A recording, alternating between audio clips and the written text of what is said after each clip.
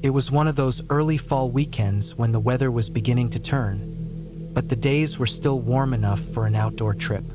I had just turned 29, and after the long weeks of working non-stop in a corporate office, I was desperate to get away, even if it meant taking a solo trip to a cabin tucked away in the woods near an old cemetery. A strange choice, I know, but something about the place called to me. It was an old cabin, built back in the late 1800s, near a small, forgotten graveyard on the outskirts of a town called Willow Creek. I'd found it on a little-known website while searching for cabin rentals, and after looking at the photos, I decided it would be perfect for a weekend getaway. Peaceful, isolated, and far away from everything. I drove out that Friday morning, the air crisp with the promise of autumn. My car rumbled along the narrow dirt road, the trees lining the sides of the road slowly starting to change colors. The cemetery, located a few miles away from the cabin, looked eerily peaceful, surrounded by towering, gnarled trees that seemed to stretch their limbs toward the sky. It looked like a forgotten piece of history, overgrown with vines, with weathered gravestones that had been left to decay. I could almost feel the weight of time pressing down on the place. I arrived at the cabin around mid-afternoon. The place was even more secluded than I had imagined. It was a small, rustic cabin with a wraparound porch, old wooden beams, and a stone chimney that still had a faint smell of wood smoke lingering in the air. The surrounding woods seemed to stretch endlessly, a mixture of pine and oak trees that created a wall of green. The cemetery was barely visible from the cabin, hidden behind the trees. Inside, the cabin was a bit run down but cozy. A stone fireplace stood at the far wall, with a few old chairs scattered around a large wooden table. There was a small kitchen area to the left, complete with an old stove and refrigerator. The windows were old, the glass slightly cracked in places, but the cabin still had a charm to it that made it feel like home. I spent the first couple of hours unpacking and settling in, making sure I had everything I needed for the weekend. I brought a few books, some food, and of course a couple of bottles of whiskey. There was no electricity in the cabin, just a few oil lamps to light the place. The lack of technology felt strangely comforting. The world outside seemed so distant here. That evening, after I had a simple dinner of soup and crackers, I decided to take a walk around the cabin. The night had come quickly, and the forest was deep and quiet, save for the occasional rustle of leaves. The cemetery was still in the back of my mind. The photos online had made it seem ancient, almost forgotten by time, but I hadn't had a chance to visit it yet. I figured it could wait until tomorrow, but curiosity kept nagging at me. I found myself walking toward it, drawn by the idea of exploring this mysterious place. The closer I got, the more the hairs on the back of my neck stood up. There was something about the cemetery that unsettled me. Maybe it was the overgrown vines and the crooked gravestones, or maybe it was the feeling of being watched. When I finally reached the cemetery gates, I hesitated for a moment. The iron gates creaked as I pushed them open, the sound sharp in the silence. The air felt cooler here, like a strange chill had settled in. I wandered among the gravestones, reading the faded inscriptions. Most of the names were old, barely legible, but there was one that caught my eye. Eleanor Calloway, 1892 to 1935. The name seemed out of place among the others, like it didn't belong. I felt an odd pull toward it. As I knelt down to inspect the gravestone, something caught my eye. A small wooden box was half buried in the dirt near the base of the stone. It was old, weathered, and covered in moss, but it was still intact. My curiosity got the better of me, and I carefully dug it out. It was heavier than I expected, and when I opened it, I found a collection of small trinkets inside. An old locket, a pocket watch, and a few faded photographs. Most of the items seemed harmless, but something about the locket made my stomach twist. I couldn't explain why, but I felt an intense unease wash over me. I quickly shut the box, my hands trembling slightly. A feeling of being watched intensified, and I couldn't shake the thought that I wasn't alone. The forest around the cemetery was completely still, and the silence felt too heavy. I stood up, wanting to leave, but as I turned to walk back toward the cabin, I heard a faint sound behind me. It was a whisper, barely audible but unmistakable. I froze, my heart pounding. I turned around, but there was nothing there. The cemetery was empty, yet I couldn't shake the feeling that I wasn't alone. The hair on my neck prickled, and I began to walk faster toward the gate. As I reached it, I glanced over my shoulder one last time. The faintest outline of a figure seemed to be standing by one of the trees at the edge of the cemetery, watching me. I didn't stop to look any longer. I hurried back to the cabin, my mind racing with thoughts of what I had just experienced. Inside the cabin, I locked the door behind me, feeling the need to secure myself from whatever was out there. The warmth of the fireplace didn't ease the chill that had settled in my bones. I poured myself a drink, trying to calm my nerves, but the unease wouldn't go away. Every little creak of the floorboards, every rustle of the wind outside, made my heart skip a beat. That night, sleep didn't come easy.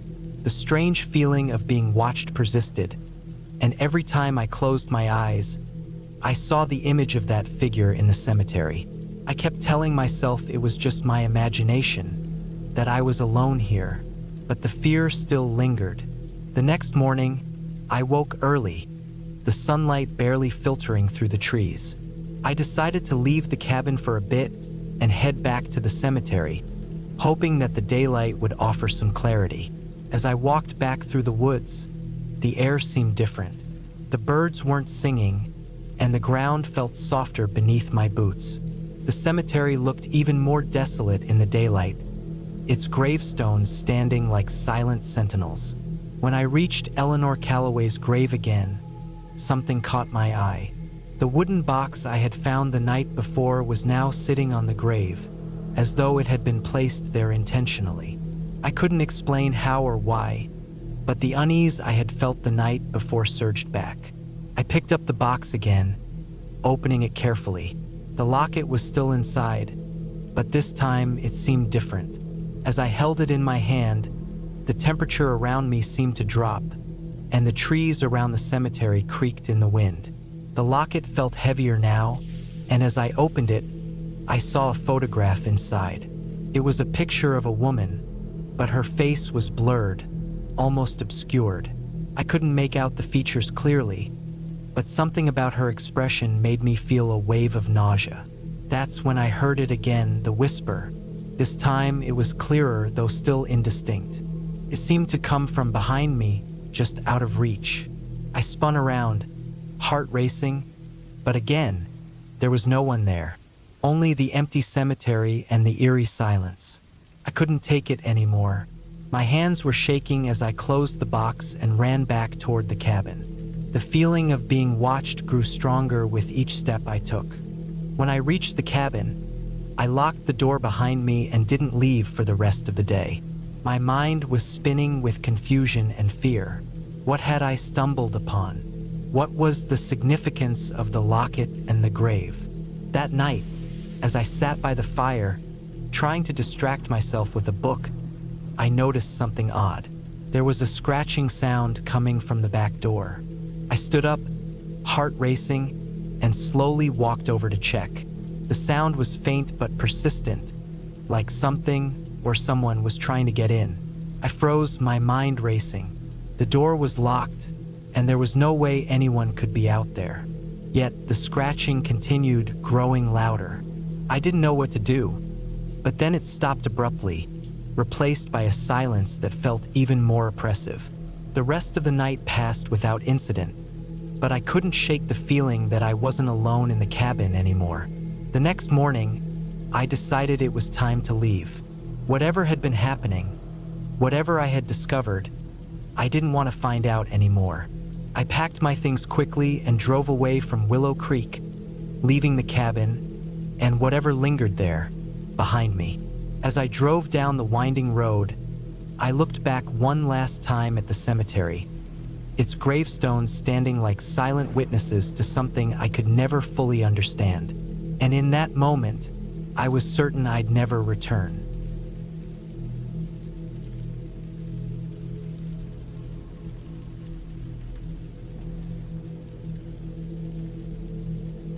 It was the end of October, a damp, crisp evening in the rural part of Devon, United Kingdom. My name is Adam, and I had taken a week off from work to clear my head. The constant stress of city life had worn me thin, and I needed some space. I had always loved the outdoors, the quiet and solitude of nature. So when I found an isolated cabin tucked in the woods through an online listing, I didn't think twice. It promised peace, far away from the rush of everyday life, and it was exactly what I needed. The cabin was small but sturdy, perched on the edge of a dense forest. It was built of dark timber, the kind that blended so seamlessly into the surroundings it almost felt like the place had grown out of the earth itself. The owner, an old man named Mr. Harris, had left me a key under the mat, with instructions to lock the place up when I left. I had arrived late in the afternoon, just as the sun was dipping below the horizon, casting an amber glow across the trees. As I unloaded my bags from the car, I couldn't shake the feeling that the place was eerily quiet. There were no sounds of animals, no rustling of leaves, no chirping birds. It was just still, but I dismissed it as just the isolation of the location. I was alone, and the silence was expected. The cabin was basic, no Wi-Fi, no phone signal, just the bare essentials. A small stove, a fireplace, a bed, and a table with a couple of chairs. Simple, perfect. The first night was calm. I started a fire in the stove and had a simple dinner, just a few cans of soup and some bread. The evening passed without incident, save for the occasional creaking of the old timber as the wind picked up outside. I couldn't help but feel a slight discomfort, but I chalked it up to being in a new, unfamiliar place. Around midnight, as I settled into bed, I heard something. At first, it was a faint sound, like a whisper on the wind. But then, as I listened closer, I realized it was more deliberate, almost like footsteps in the underbrush outside. Slow, steady, as if someone or something was walking just outside the cabin. My heart skipped a beat, but I told myself it was probably an animal, maybe a deer or even a fox. I was miles from the nearest neighbor. The idea of anyone being out here in the dark seemed ridiculous. I lay in bed, staring at the ceiling, willing myself to fall asleep. But sleep didn't come. The footsteps continued for a while, then stopped abruptly. For what felt like hours, there was nothing but silence again. I closed my eyes, convinced that I was imagining things. But as I drifted off, the feeling of being watched settled over me. Couldn't shake it, no matter how hard I tried. The next morning, I woke to the soft glow of the morning sun seeping through the cracks in the shutters. I stretched, feeling stiff from the cold of the night, but the cabin was warm again now, with the remnants of last night's fire still glowing faintly. After a quick breakfast, I decided to explore the area. The forest around the cabin was dense and full of towering oaks, their twisted branches reaching for the sky like gnarled fingers. I ventured out, following a small trail that seemed to lead deeper into the woods. The air was crisp and smelled of damp earth, pine needles, and decaying leaves. I walked for a good while, losing track of time. Eventually, I stumbled upon a small clearing with a weathered stone well in the center. The well looked old, maybe centuries old. The stone around the top was cracked, moss growing along the edges. I approached it cautiously, peering into the dark abyss below. It was too deep to see the bottom. Something about the well unsettled me. There was an odd feeling in the air, a sense that something was off. As I stepped back, I noticed a movement in the trees at the edge of the clearing. A shadow, just a glimpse, but it was there. I froze. My heart hammered in my chest, but there was no sound, no sign of movement. I scanned the trees, but everything was still. I turned and made my way back to the cabin. My pace quicker now, my nerves on edge. The feeling of being watched returned, stronger this time. I didn't know why I was so jumpy. There was no logical reason for it. Still, I couldn't shake the sensation that something or someone was out there, hidden in the shadows. Back at the cabin, I tried to distract myself with more mundane tasks. Cleaning, unpacking, and sorting out supplies for the next few days. But I kept finding myself glancing out the window, half expecting to see someone standing in the trees, watching me. As evening fell, I decided to light the stove and settle in for a quiet night. The sound of the fire crackling was comforting, and the shadows danced on the walls, creating an almost hypnotic effect. But then, around 9 o'clock, I heard it again. The unmistakable sound of footsteps outside the cabin. Slow, deliberate, the crunching of leaves underfoot. I froze, listening intently. It was too distinct to be the wind or an animal. Someone was definitely out there. I grabbed the flashlight from my bag and shone it out the window, but there was nothing.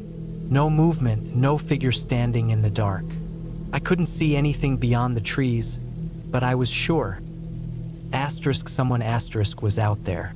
A cold shiver ran down my spine. I quickly locked the door, even though it was already securely shut. My mind raced. Who could be out there? And why? No one else was supposed to be around here. I had rented this cabin alone, and the nearest neighbor was miles away. The rest of the night was a restless one. I kept the lights low, and I didn't dare venture outside again. Every creak of the cabin, every rustle of wine through the trees made me tense, waiting for the next sound, the next sign that someone was close by. But nothing came. When morning arrived, I was exhausted, but I couldn't ignore the strange events of the previous night. I had to figure out what was going on. I grabbed my coat and walked outside, trying to be as calm as possible. The morning fog clung to the trees, adding to the eerie atmosphere. I checked around the cabin, looking for any signs of someone having been there.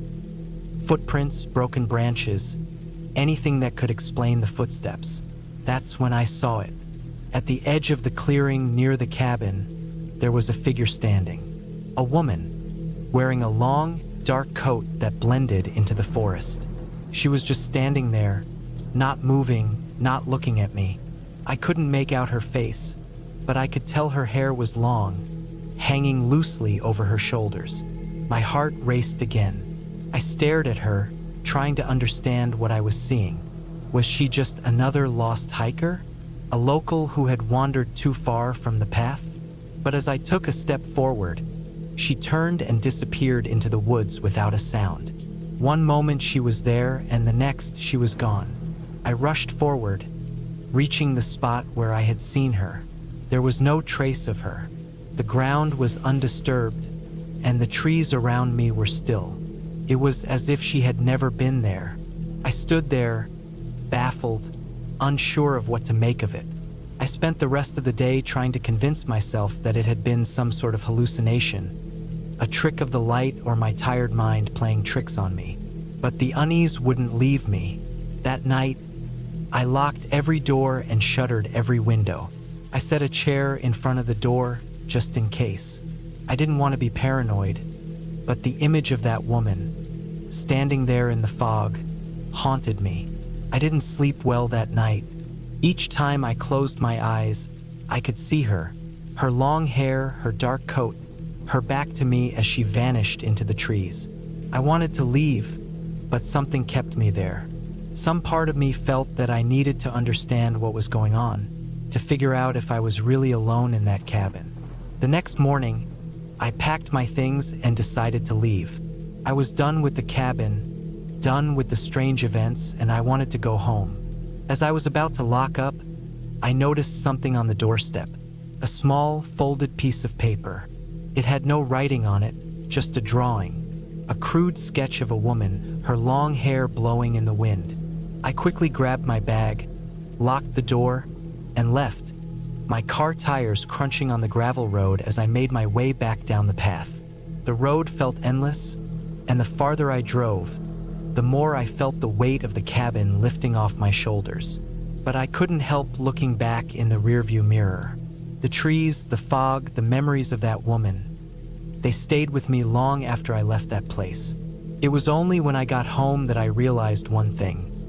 No matter how much I tried to convince myself it was nothing, the image of that woman would never leave me. The isolation of the cabin, the eerie quiet, and the creeping sensation of being watched. All of it was real. And as I sat in my apartment, staring out at the world beyond my window, I knew I would never forget that woman in the woods. And maybe, just maybe, she hadn't been the only one out there.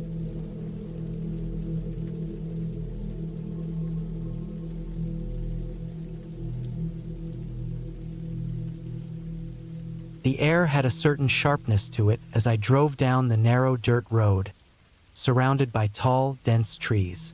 I couldn't remember the last time I'd been out this far, but the drive was peaceful, at least at first. The hum of the engine and the occasional creak of the car's suspension under the strain of the rough path were the only sounds that kept me company. I was out here to get away from everything, just a weekend retreat to clear my head after a tough few months. The trees had started thinning out when I saw it. A small cabin, barely visible from the road. It sat alone at the edge of the woods, its dark wood blending with the shadows of the trees around it. The place looked like it had been abandoned for years, maybe even longer. The roof had patches missing, the walls were streaked with grime, and the windows, some broken, others just dark, added to the sense of isolation. I hesitated. The cabin wasn't on any map I had, but that was part of the charm, I thought. No one would be here, just me and the woods. I'd seen enough photos of places like this in travel magazines, secluded spots where nature took over everything. It wasn't far from the small town I'd passed through earlier, but something about the isolation felt off. I parked my car a few yards away, took a deep breath, and stepped outside. The chill hit me immediately. It was early fall, and the breeze carried the scent of wet leaves and earth. With nothing but a backpack and a couple of days' worth of supplies, I figured I could handle the hike. I wasn't expecting much, just a place to sit, maybe read, and finally have some peace. I'd leave the cabin the next day and head back to the noise of the world, but for now I had this. The front door creaked as I pushed it open, the rusted hinges protesting. Inside, the air was thick, musty, and stale. It smelled of old wood, damp, and dust. My boots scraped the old, uneven wooden floor, and I took a moment to adjust to the dim light filtering through the broken windows. There was a fireplace on one wall, a few pieces of furniture, a table and some chairs, their surfaces covered with dust and cobwebs. The place looked untouched by human hands for years. I dropped my bag near the door, surveying the room. A thin layer of dust covered everything. It was as if time had just stopped here, leaving the cabin in a forgotten corner of the world. I considered leaving, going to find somewhere more comfortable, but the thought of heading back to town felt too conventional. I'd come out here for solitude, and that's what I intended to have. The place was small. There wasn't much to it. The kitchen area looked like it had seen better days. Rusted pots and pans were scattered around, some hanging from a cracked wooden beam above the counter. A few cabinets, their doors hanging off their hinges, revealed shelves that hadn't been touched in years. The fridge, if you could even call it that, was a broken shell, its insides long since rotted away. I moved on to the other room, which seemed to be a bedroom. A bed with a frame that looked like it had once been sturdy but had collapsed in on itself sat against the wall.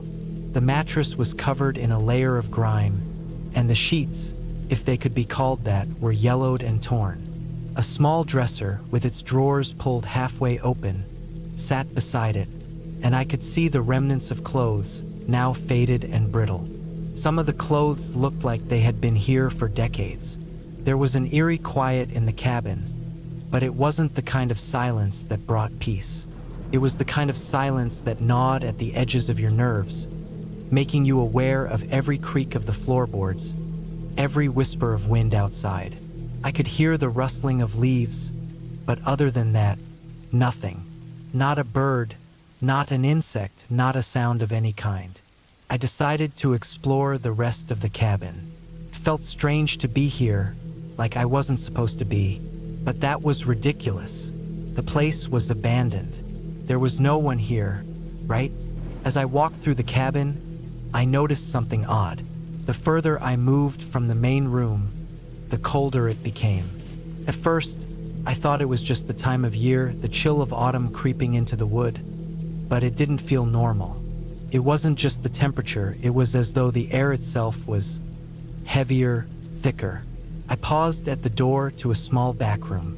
The door was barely hanging on its frame, and I pushed it open with a light shove. Inside, the room was darker than the others, the air even more suffocating. There were no windows, and it smelled like rot, something unpleasant, sharp, and pungent. At first, I thought it was just a storage room, filled with old boxes and bags of what I assumed was junk. But when I stepped inside and moved a few things out of the way, I found something else. A thick rope, twisted and knotted, lay on the floor in the corner. It wasn't the kind of rope you'd expect to find in a cabin like this, the kind used for fishing or hiking. It was heavy-duty, frayed at the edges, like it had been used for something far less innocent. Something about it made the hairs on the back of my neck stand up. I pulled away, my boots scraping against the wooden floor, and the feeling of unease grew stronger. There was something else in the room, something that didn't belong. A small wooden box sat on a shelf high up on the wall. It was old, with intricate carvings on it, the kind that looked handmade. But the box wasn't what caught my attention. It was the small piece of fabric hanging from one corner, torn and dirty, that made me freeze. I didn't want to open it. I didn't want to touch anything, but I couldn't shake the feeling that something was off about this place. Something more than just the abandonment, more than just the strange chill that seemed to hang in the air. I left the back room, trying to shake the feeling of dread that clung to me. My heart beat faster, my thoughts scattered. I was here to relax, not to get spooked by a cabin. I grabbed my backpack, deciding I'd go out for a walk, clear my head, and get away from this place for a bit. But as I turned to leave, something caught my eye. It was a set of footprints, faint but unmistakable. The dirt near the door, just outside, had been disturbed recently. I stepped closer, staring down at them. The prints were too fresh to have been here for long. They looked like someone had been walking around the cabin recently, maybe even just hours ago. My heart skipped a beat. I rushed back inside, but the cabin was still empty. No sign of anyone, but the footprints were there, leading away from the door and disappearing into the woods. I was about to turn back, to make my way to the car and leave before whatever had been lurking out there found me, when I heard it. A noise, a soft rustling, like someone moving through the underbrush. I froze. I didn't dare move, didn't dare make a sound. The footsteps grew louder, closer, until they stopped, right outside the cabin. My instincts screamed at me to run, to hide, but I couldn't move, couldn't make a sound. The silence stretched on for what felt like forever. I stood, my heart pounding in my chest, eyes wide with terror, waiting for whatever would come next. But nothing happened, nothing at all. Finally, I moved. Slowly, cautiously, I crept to the window and peeked outside. The forest seemed as still as ever. The footsteps, the movement, everything, it had all stopped. My head spun as I tried to make sense of it. There was no one there. I couldn't see anyone, but the footprints were real. I wasn't imagining that. I didn't stay long after that. It was too much. The unease, the strange feeling that something was watching me. It was more than I could handle. I grabbed my things, locked up the cabin, and left, my eyes darting over my shoulder the whole way back to my car. I never did figure out who or what had been out there, but I wasn't going back to find out. I drove away, the woods growing darker and more distant in my rearview mirror, and I didn't stop until I reached the town. Whatever had been there, it wasn't meant for me to understand. The cabin was just a place. After all, a place that had stood alone for far too long. But now, I knew that some places were meant to remain forgotten.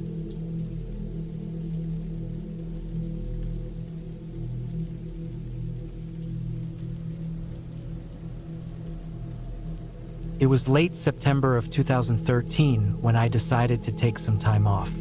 I had just turned 34, and things back home in Columbus were getting suffocating. Work was piling up, friends were drifting away, and my nights were filled with nothing but noise from the neighboring apartments and the distant sirens that never seemed to stop. I needed space. I needed silence.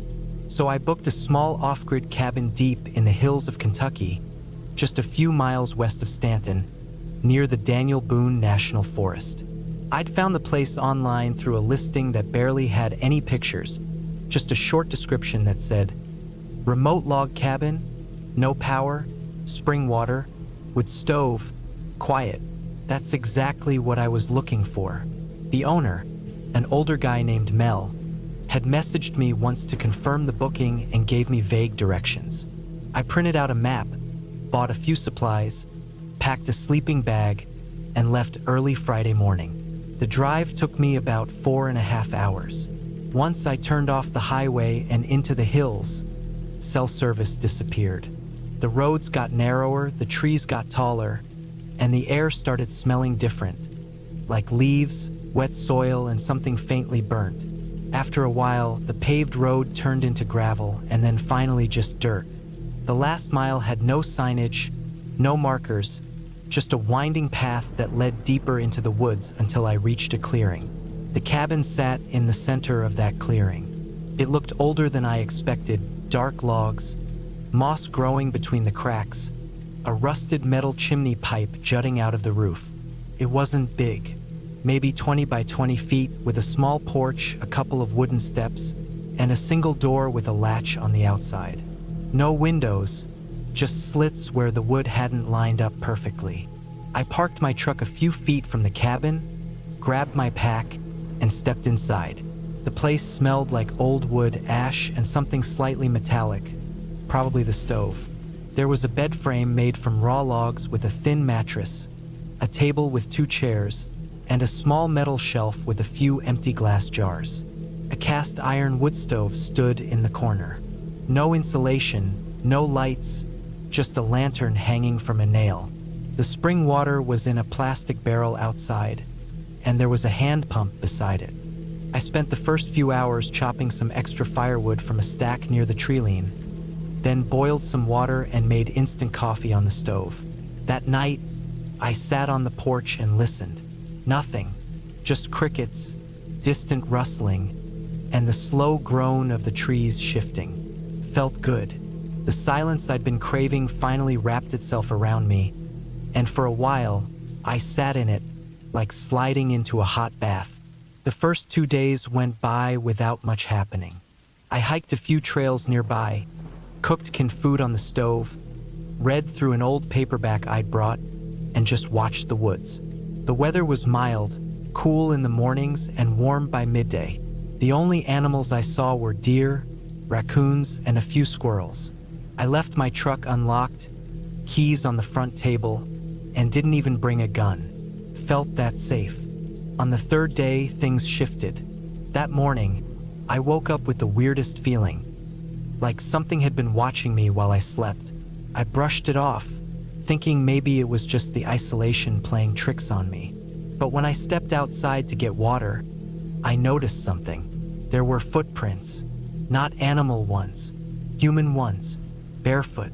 They were pressed into the patch of dirt beside the porch, just below the steps, heading toward the cabin and then away again. At first, I thought maybe I'd stepped there without remembering, but they were much smaller than mine, narrow, almost childlike, and spaced too closely together for my stride. I looked around the clearing. Nothing. No movement. Just trees. I walked a slow circle around the cabin, scanning the woods, listening. Still nothing. I went back inside, closed the latch, and tried to forget about it. Maybe someone had been passing through. A lost hiker? But this far out? With no shoes? It didn't make sense. That night, I didn't sleep much. I kept hearing things, soft snapping twigs, the occasional thud against the wall, even what sounded like something brushing against the door. Every time I stood up and opened it, there was nothing outside but darkness. The fire in the stove burned low, and the shadows inside the cabin stretched long and thin. Around 3 a.m., I finally drifted off, knife tucked under the mattress. In the morning, the footprints were gone, washed away by dew or scattered by the wind. But something else had changed. There were 3 freshly cut saplings, thin young trees, leaning against the front of the cabin in a triangle shape, like a teepee, but not tall enough for anything to get under. Just resting there, deliberately placed. I didn't put them there. No wind could have arranged them like that. I knocked them down and left them lying in the dirt. By now, I wasn't enjoying the silence anymore. I couldn't focus on the book, couldn't relax on the porch. I felt exposed. I kept scanning the tree lean, squinting into the underbrush, waiting for movement. Every rustle made my skin crawl. I built the fire higher and kept my hatchet beside the bed. That evening, as the sun was going down, I decided to walk down the trail where the prints had seemed to come from. It wasn't an official trail, just a worn path that cut through the trees behind the cabin. I followed it for maybe 15 minutes, stepping over logs and ducking under branches until I came to a small clearing. There was a pile of bones there, not buried, not scattered, arranged, maybe 6 or 7 small animal skulls, raccoons, maybe a fox or 2, piled on top of each other like a totem. Around them were strips of leather, twine, and what looked like bits of torn fabric. Old clothing, dirty and sun-bleached. I stared at it for a long time, then turned around and walked back to the cabin without looking over my shoulder. That night, I couldn't sleep at all. I sat in the dark with the fire barely crackling, ears straining. Around midnight, I heard slow, deliberate footsteps on the porch. Not heavy ones, light, careful. I held my breath, didn't move. I could hear the wood creak beneath the weight. Step, pause, step, pause. Then scratching, something lightly scraping against the door. I sat frozen for over an hour before it finally stopped. When morning came, I opened the door and looked down. The latch had been scratched, deep lines running across it like someone had dragged nails or a knife along the metal. More of those narrow footprints in the dirt. I packed my gear. I didn't care if it was early. I didn't care that I'd paid for the full week. I loaded my bag, threw it in the truck, and slammed the door shut. When I turned the key, the engine cranked twice. Then nothing. Battery was dead. I checked under the hood, nothing seemed wrong. But the wires looked off. I don't know much about engines, but even I could tell something had been tampered with. Some of them were frayed, almost like they'd been chewed, but it didn't look like animal damage. I wasn't about to sit around waiting. I grabbed my pack, slung it over my shoulders, and started walking. I knew the main gravel road was a few miles out. If I followed the sun, I'd hit it before dark. I kept my hatchet in my hand the whole way. About 2 miles in, I heard footsteps behind me. Light ones, too light. I stopped. They stopped. I started again, slower this time. Listened. Nothing. Then, just before I reached the road, I heard something low, almost like breathing, just behind the trees. I didn't look. I ran. When I hit the gravel road, I didn't stop. I followed it until I saw a small farmhouse, knocked on the door, and waited. No answer. I went to the barn instead and huddled inside, behind stacks of hay, until the morning came. When the sun was high, I walked back to the house. This time, an older woman answered. I didn't explain much, just asked for help, said my truck had broken down. She let me use her phone. I called a tow service, and a guy named Travis came out 3 hours later. When we reached the cabin, everything was gone. The wood teepee, the bones, even the footprints. The wires under my hood had been neatly tucked back into place. The latch wasn't scratched anymore, like nothing had ever happened. But I didn't care. Travis jump-started the truck, and I followed him back down the hill without saying a word. I never reported it. What would I have said? That someone left strange structures outside my cabin and followed me barefoot through the woods? That something, or someone, was scratching at my door in the middle of the night? I didn't want to hear the answers, and I didn't want to know who it was. I never went back to Kentucky. I never booked another cabin. The woods stopped feeling peaceful after that. Now, even when I hear a twig snap in a city park, my stomach tightens. I still don't know what that was. Person? A group? Someone sick, hiding out in the hills? Or maybe just a game they liked playing with strangers. All I know is this: there was someone out there, and they were watching me from the very first night.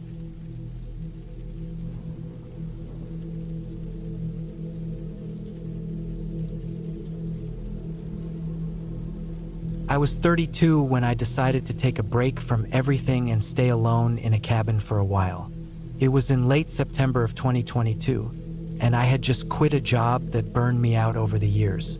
I was a surveyor for a real estate company in Pennsylvania. Long drives, scattered meals, and endless days measuring properties or chasing down landowners wore me out. I didn't get much rest, and I wasn't sure what I wanted to do next. I just knew I needed space, time alone. I'd heard about a small, old cabin in upstate New York near the edge of the Catskills. It belonged to a guy my cousin knew, some retired welder named Frank who barely used it. The place had no TV, no Wi-Fi, no modern comforts. Just a stove, a cot, a table, a bathroom with a pump-fed sink, and a shortwave radio. It was deep enough in the woods that you couldn't hear any cars or people. That's what drew me in. I packed a couple bags of clothes, enough food for 2 weeks, a rifle I rarely used, and my hiking boots. I also brought a journal, a few books, and a solar lantern.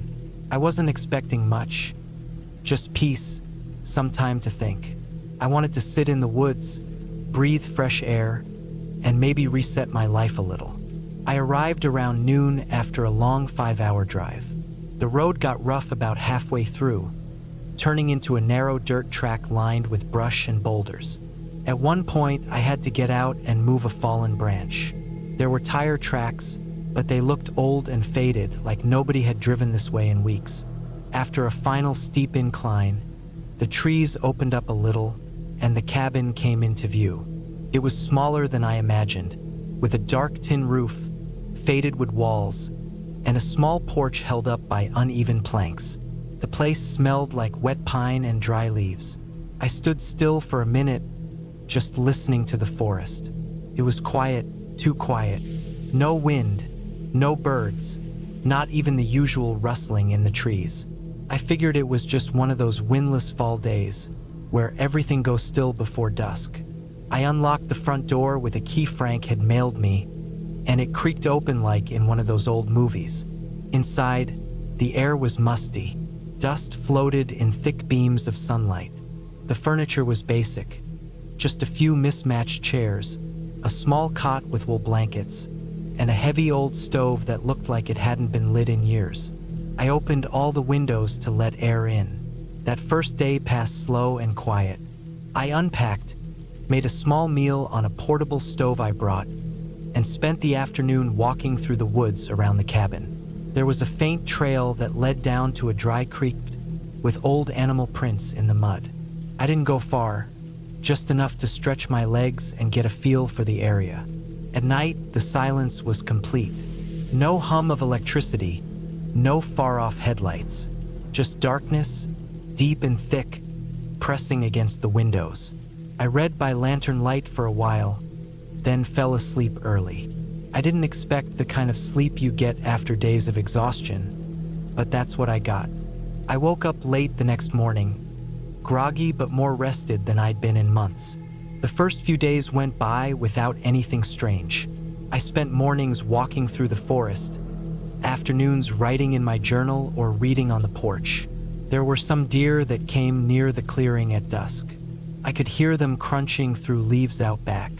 One day, I spotted a fox trotting down the edge of the trees with something in its mouth. Things felt peaceful, still, but on the fifth night, I noticed something that didn't sit right with me. I had just finished eating beans and rice in a tin bowl when I heard movement out by the porch. Not like the usual animal sounds, either. These were slow, steady footsteps, heavy enough to make the boards creak. I froze. My fork was still in my hand. I waited, thinking maybe it was a deer or even a bear, but the footsteps stopped right outside the front door. I stayed completely still. The lantern flickered behind me on the shelf, casting long shadows on the walls. My heartbeat felt too loud. I stood up quietly and took the rifle down from where I'd leaned it near the door. I didn't aim it or open the door. I just stood there listening. Nothing happened. No more footsteps. No knock. No sound of retreat. Just silence again. After a long minute, I opened the door slowly and looked out. Nothing. No one was there. The porch was empty. I stepped out and scanned the clearing. The moon was high, bright enough to see the yard and the tree line. The woods were still. I walked around the cabin, careful, my boots crunching through dry grass and dead leaves. Still nothing. No signs of anyone. But the next morning I saw prints. Clear boot prints in the dirt near the porch. Not mine. I checked. Mine had a wavy tread on the heel. These were smooth-bottomed, almost flat. A different shape too, longer.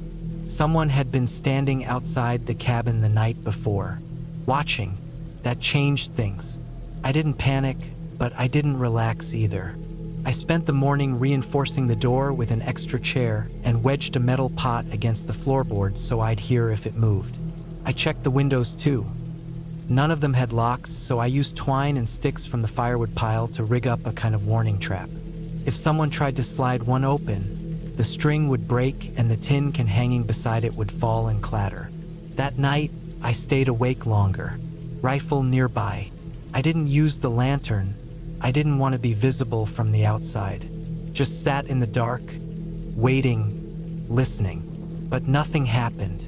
No footsteps, no prints the next day. I told myself maybe it was a hiker who got turned around or someone out hunting. Maybe they saw the cabin, realized someone was staying there, and left. That kind of thing happens, especially out here. But 3 days later, I found something that made my stomach turn. It was early morning, and I was out near the trail behind the cabin, checking the snares I'd set just to see if they worked. I didn't really plan to eat anything I caught. I'd brought plenty, but I wanted to keep busy. The woods were quiet again, the same eerie stillness as before. That's when I saw something on a tree. At first, I thought it was just bark peeled off by an animal. But as I got closer, I realized it wasn't that at all. It was a carving, deep and fresh, a name, my name, carved into the trunk of a thick maple. The letters were rough but clear. I ran my fingers over them just to be sure. Someone had carved my full name into a tree less than 200 yards from the cabin. It hadn't been there before. I knew that for a fact. I'd walked that area more than once. I turned around and scanned the woods. Nothing moved. No sound. I went back to the cabin fast. I didn't run, but I kept checking behind me. I felt watched, like someone was just out of sight, hidden behind trees, watching my reaction. I didn't eat that day. I just sat on the porch with the rifle across my lap and tried to figure out what the hell was going on. I thought about leaving, packing up and heading back to my truck, but the road was rough and I didn't want to break an axle in panic. I told myself I'd leave the next morning, early. That night, I barely slept. Every creak of the old cabin made me sit up straight. Around 3:30 a.m., I thought I heard whispering near the window.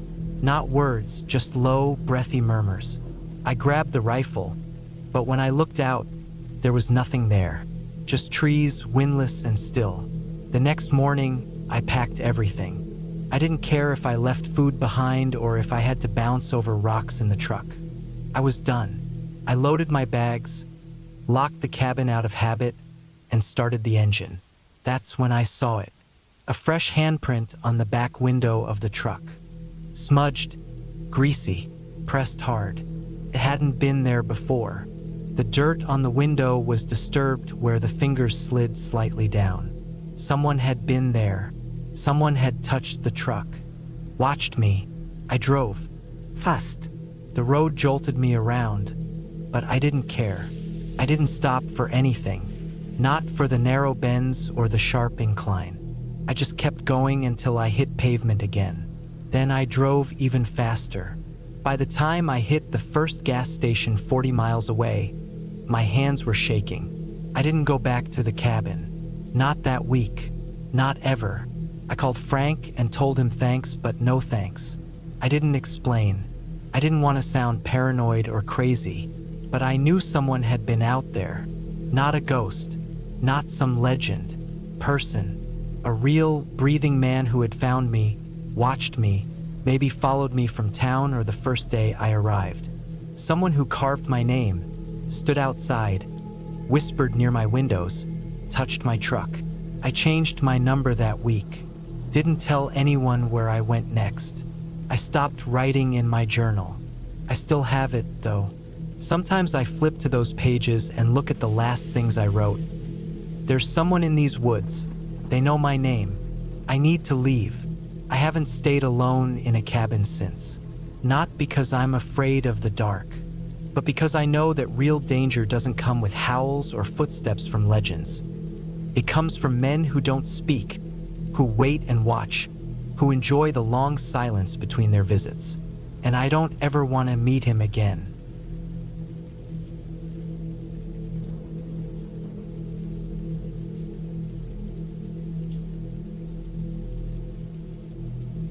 I was 32 when I made the decision to leave the city behind and try something different. It was the fall of 2018 when I packed up what little I needed from my apartment in Tulsa and headed north to Arkansas. I'd always had an interest in building something from scratch. Just me, the tools, the trees, and time. I didn't know exactly how I was going to do it, but I'd read enough books and watched enough videos to feel dangerous. I was tired of clocking in and out of offices and being surrounded by artificial lights. I wanted real quiet, real solitude, and a chance to work with my hands. The spot I chose was near the Ozarks National Forest, about 45 miles from the nearest town, which itself wasn't much. Just a gas station, a tiny general store, and a diner that opened only 3 days a week. I bought a stretch of land from a retired logger who had cleared some of it in the 90s. No power lines ran nearby, no plumbing. It was just trees, ridges, and silence. There was an old logging trail that wound through the forest and led to a narrow clearing that I made into my camp. I set up a large canvas tent and spent the first week cutting logs, mapping out the footprint of what would be the cabin. My tools were basic: a chainsaw, an axe, a mallet, a few hand saws, a come-along, and my old truck that barely made it up the rocky trail. I had a small generator I used sparingly and brought in propane tanks to cook with. I hauled water in drums from a creek half a mile away. It was slow, hard work, but it was mine. By late October, I had the lower walls framed. Logs stacked and notched, a raised floor, and a roofline planned out. I worked from sunrise to sundown, only stopping for meals and rest. I didn't mind the long hours. It was peaceful. The forest was dense and quiet. A few deer now and then, squirrels that watched from branches, birds that circled in the morning and vanished before nightfall. The nights, though, that's where things changed. It had been raining on and off for a week. One of those long, steady kinds of rain that soaked everything and didn't care how prepared you thought you were. The ground was muddy, My gloves stayed damp, and I'd begun to notice how much harder it was to keep a fire going. I was determined to finish the roof by mid-November, so I kept pushing. I worked even when the skies were dark and the rain didn't let up. That Thursday, it was getting late. I remember the clouds were hanging low, almost blue. The air had that heavy smell. Wet leaves, soaked dirt, old pine bark. I was hauling a few last beams under a makeshift tarp when I heard something that didn't match the rhythm of rain. A kind of snapping noise. Not thunder, not wind, not a branch breaking from water weight. It was sharp, deliberate. I stood there for a moment, listening. Nothing, just rain hitting leaves, puddles forming near my boots, and the steady dripping off the tarp edges. I shook it off. Probably a deer, I figured. Could have been anything. I kept working. By the time the sky was pitch black, I was soaked through and tired. I locked up my tools in a small metal chest I kept chained near the build site, then walked back to the tent. I peeled off my outer layers, hung them on the cross line I strung inside, and started heating up some stew I'd made 2 nights ago. Then came the second sound. This time it was closer, a rustling that wasn't wind and wasn't rain. Something brushing up against the tent, just along the lower edge. My heart thumped once, hard. I turned off the burner and grabbed the flashlight. Quiet again, completely still except for the rain. I unzipped the tent slowly and poked the light around outside. Nothing, no movement, no shapes, just dark trees and streaks of water catching the beam of my flashlight. I stepped out, scanning the area. My boots squelched in the mud. The fire pit was out. The lumber stacked beside the frame was undisturbed. I circled the tent twice before going back in. The stew had gone cold. I sat for a while, fully clothed again, just listening. At some point, I must have fallen asleep because I woke up to a low growling sound. Not from an animal, but my own stomach. It was still raining, and dawn hadn't come yet. I ate cold stew and waited for the light. The next day, something was off. When I walked back to the build site, a few boards were scattered. Not many, just a couple, but I hadn't left them that way. I never left lumber lying around. Warping in moisture is no joke. I thought maybe wind had picked up or an animal had knocked them. But even then, they were moved too far apart and in odd directions. One had splintered at the end. Not natural looking. I shook it off again. Told myself I was being jumpy. That day I worked until my hands ached. I needed to get the last beams in place so I could start sealing the roof next week. The rain hadn't let up much, and I was soaked all over again. The trail in and out was becoming difficult to navigate. Muddy enough that my truck spun out at one point when I tried driving in more food and fuel. That night, I decided not to cook. I ate jerky and bread inside the tent and stayed up reading by flashlight. I didn't want to admit it, but I kept glancing at the canvas walls every few minutes, expecting to hear something again. Around 1 a.m. I did. Not rustling this time, not snapping either. Footsteps. They were slow, careful, moving through wet leaves. One step, pause, another, then silence. I froze, listening so hard it felt like my eardrums were reaching out. I turned the light off and stayed completely still. My hand found the hunting knife I kept by my side. I waited. Minutes passed. The footsteps never came closer, but they didn't go away either. Then I heard them again. This time, further off, like someone circling the tent, staying just out of sight. I didn't sleep. When dawn came, I walked the area again. I found nothing. No footprints that I could see. But the rain had washed away anything that might have been there. The feeling in my gut hadn't gone, though. Something was off. I started thinking about who might be out here. A hunter maybe, or someone squatting.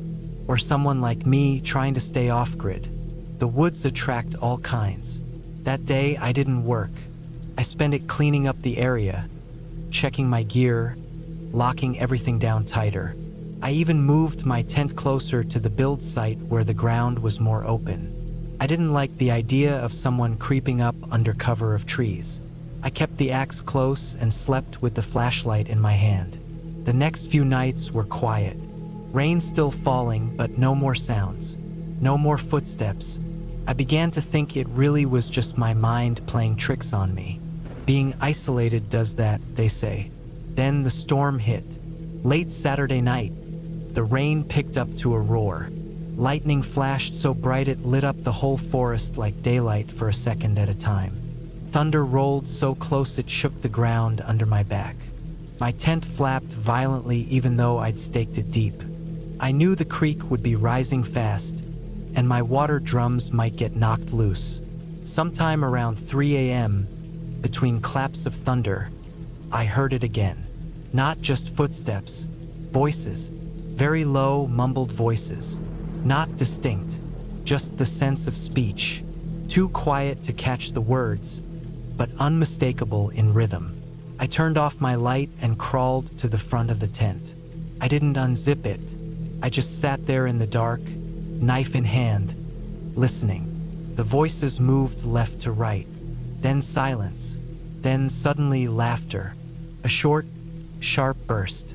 One voice only, male, cut through the thunder and was gone in an instant. That was it for me. At first light, I packed my bag and loaded the truck. I didn't leave right away. Couldn't. The road was a mess of slick clay and fallen branches, and the trail was nearly impassable. I used the axe to clear a path just wide enough to drive through. It took most of the morning, and I kept looking over my shoulder every few minutes. I left everything behind, my tools, the generator, even the tent. The cabin frame stood half-finished in the rain. Logs neatly stacked, beams waiting to be placed. But I wasn't going to stay another night. I drove until I hit asphalt, then another 40 minutes into town. I didn't stop until I reached a motel on the edge of Fayetteville. Took me 2 days to go back with a friend and a borrowed trailer. We packed up what was left. Some tools were missing. The metal chest had been forced open. Scrape marks ran across the lid like someone had pried it with a flathead or crowbar. My generator was gone. So was the chainsaw. We didn't see anyone, but I found a burned patch near where the fire pit had been, like someone had made their own not long after I left. I never rebuilt the cabin. Instead, I sold the land to a rancher who wanted more grazing area for his livestock. He bulldozed what remained and fenced it off. I moved into a smaller place back near Broken Bow and took a job working trail maintenance for the state park. I still go into the woods, still walk the quiet places, but I don't sleep out there anymore, and I don't build anything that can't be locked. What scares me most isn't what I heard, it's what I didn't see, and that in the middle of nowhere, in a storm with miles between you and the nearest help. If someone wants to find you, they can, and you'll never know they're there until they want you to.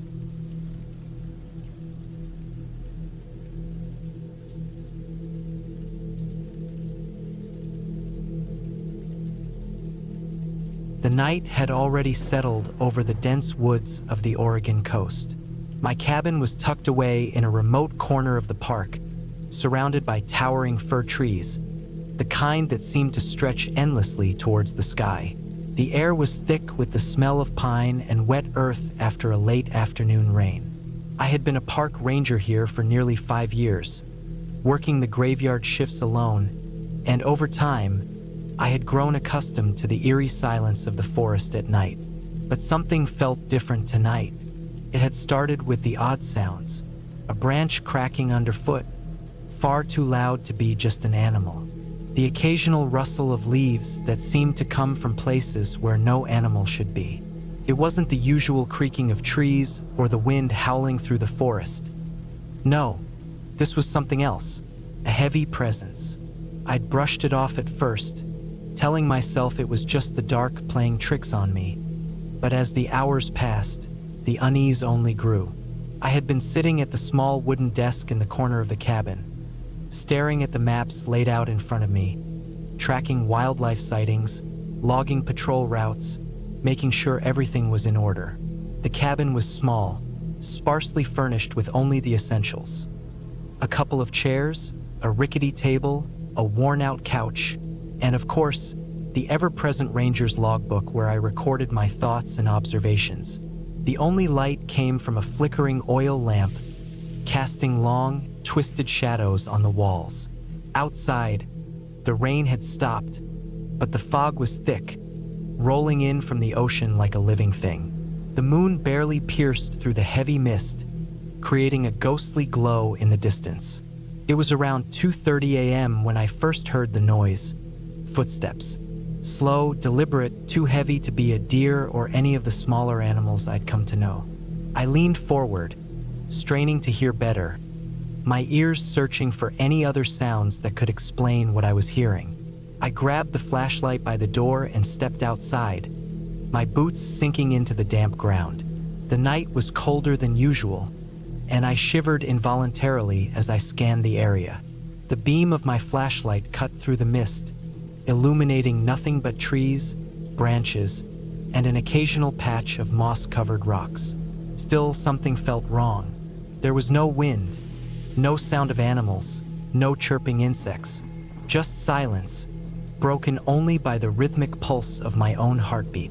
I circled the cabin once, looking for any sign of disturbance. Tracks in the mud, broken branches, anything that could explain the presence I felt, but there was nothing. I went back inside, locking the door behind me, my heart racing faster than it should have been. Hours passed. I had tried to settle back into my routine, but I couldn't shake the feeling that someone, was watching me. I looked out the small window near the stove, half expecting to see something move in the mist, but there was only darkness, thick and heavy. Then came the knock. It wasn't a knock like you'd hear from a friendly visitor or a fellow ranger. No, this was slow, deliberate, with a strange rhythm to it. 3 short knocks, followed by a long pause, then 3 more, over and over. I froze, my breath caught in my throat. The sound was coming from the back door. My mind raced with possibilities. A hiker lost in the woods? Someone in need of help? But who would be out here in the middle of nowhere at this time of night? I walked toward the door cautiously, trying to make as little noise as possible. My hand shook slightly as I reached for the door handle, but I forced myself to steady it. I opened the door slowly, my flashlight trained on the ground, expecting to see someone or something standing there. Nothing, just the dark, damp forest stretching out into the mist. The ground was undisturbed, no signs of footprints, no trails leading away. I stepped outside, shining the light around, but all I saw was fog, trees, and shadows. Confused, I stood there for a moment, trying to make sense of what had just happened. Maybe I had imagined it. Maybe the isolation of the job was finally getting to me. But then, just as I was about to retreat inside, I heard it again. This time, it was much closer. I spun around, flashlight flicking across the yard, and there, standing at the edge of the tree line, was a figure. It was tall, almost unnaturally so, with the silhouette of a person, but the details were obscured by the fog and the darkness. The figure didn't move. It just stood there, motionless, staring back at me. My heart slammed in my chest. My first instinct was to call for backup, but I remembered that I was alone out here. There was no one for miles, and cell service was non-existent. The isolation, the eerie quiet, it all came crashing in on me, making my skin crawl. The figure remained still, and for what felt like an eternity, I just stared at it. I tried to make out any distinguishing features, but the fog clung to the figure like a shroud, making it almost impossible to discern anything. After what felt like an age, it took a single step forward, and that's when I realized something. There was no sound. No crunch of leaves, no rustling of branches. Just the complete, unnatural quiet. I don't know what came over me, but I turned and ran back into the cabin, slamming the door behind me. I locked it, double-checked the windows, and then retreated into the far corner of the room. My mind was racing, my body trembling with fear. I couldn't explain it, but I had this overwhelming sense that the figure was not just out there in the woods. It was waiting for something. Hours passed again. I don't know how long I stayed like that, pressed against the wall, my eyes darting between the windows and the door. The feeling of being watched never left me. I tried to remind myself that it could have been anyone. Maybe a hiker, maybe even another ranger, but deep down I knew something was off. The unease was suffocating. Around 5 a.m., I finally decided to check again. If there had been someone out there, they couldn't have gone far. I wasn't about to let my fear get the better of me. I stepped outside once more, the flashlight beam cutting through the mist, but this time, I wasn't as cautious. I moved quickly, scanning the tree line, but again, I found nothing. Just the same damp, eerie forest. No figure, no sign of movement, just the quiet. But as I was about to return to the cabin, something caught my eye. At the far end of the yard, in the thickest part of the fog, I noticed a piece of cloth caught on a branch dark, almost blending in with the surrounding trees. I walked over cautiously, my boots sinking into the wet ground with each step. When I reached the branch, I saw that it wasn't just cloth. It was a jacket, a ranger's jacket, stained with something dark. The fabric was torn, and it had a patch on it, one I recognized. It was from the Park Service, the same department I worked for. My stomach dropped as I realized what this meant. The jacket was not just a lost item. It was deliberate, a message. I felt my pulse quicken, and with trembling hands, I picked up the jacket. A small, crumpled note fell out of one of the pockets. I unfolded it, my heart racing as I read the scrawled handwriting. It was simple, but the words sent a chill through my bones. Asterisk, I'm still here, waiting. Asterisk, at that moment I understood. I wasn't alone, not by a long shot. Whatever or whoever was out there, it wasn't just watching. It was waiting for me, but I couldn't let fear take over. I couldn't let it stop me from doing my job. I took a deep breath, shoved the jacket and the note into my backpack, and made my way back to the cabin. My mind was spinning, but I knew one thing for sure. I wasn't going to let whatever was out there win. I took one last look around the forest, the mist swirling around me like an omen, and stepped back inside. The rest of the night passed without incident, but I didn't sleep. Couldn't. The knowledge that someone or something was out there was too much. When morning finally came, I packed up my things, double-checked the doors, and made my way out of the cabin for the last time. As I left, I glanced back one final time, the fog still hanging low over the forest. And in the distance, just barely visible, I saw the figure again, still standing at the edge of the trees, waiting. But this time, I didn't turn back. I kept walking out of the woods, away from the cabin, and into the safety of the park headquarters. I never did find out who or what had been out there, but the forest had changed. The sense of unease, of being watched, never really left me. I just knew one thing for sure. I'd never go back. Not to that cabin. Not to that place. Because whatever had been out there was still waiting, and I wasn't going to stick around to find out what it wanted.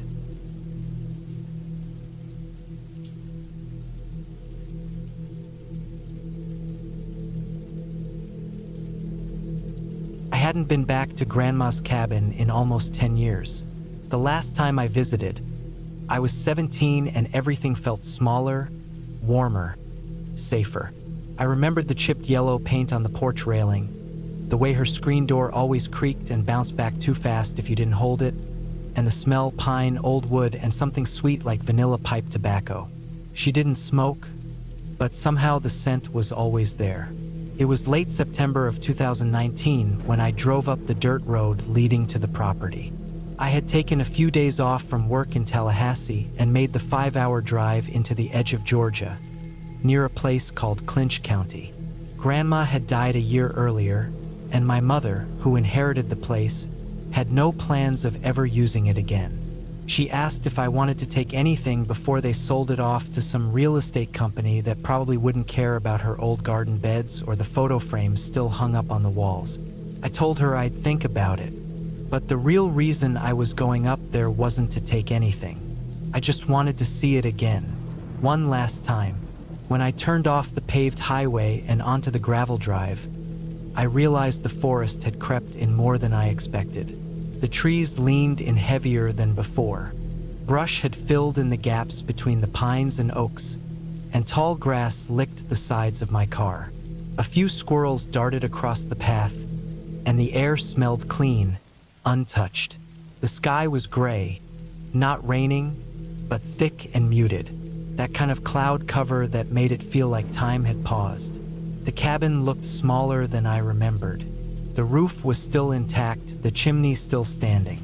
The paint had all but flaked away, and the wood beneath it looked dry and cracked. Some boards along the porch steps had started to rot. I parked the car a little off to the side, near where Grandma used to keep her chicken coop. The coop was long gone. Just the faint outline of the fencing remained, swallowed up by grass and leaves. I got out and stretched. My back cracked, and I realized how stiff I'd gotten from the drive. The air was cool for September. I pulled my jacket tighter and walked up to the porch. The key was still hidden in the same place, under the flat stone near the doorframe. I let myself in. The cabin smelled exactly how I remembered: earthy, wooden, and slightly musty. The air was still heavy. Dust floated in lazy beams of light coming through the windows. The kitchen was to the left, a small living area to the right, and the narrow hallway led to the 2 bedrooms and the bathroom. I left my backpack near the door and walked slowly through each room. Everything was still there. The rocking chair by the window, the old bookshelf with its worn spines and curled pages. Grandma's sewing basket was still tucked under the side table, the needles rusting in place. I opened the fridge out of habit, even though there was no electricity.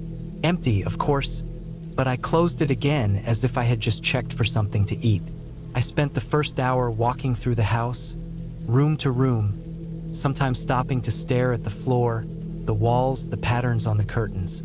I didn't even realize I was doing it, just soaking it in, trying to fix every detail into my mind.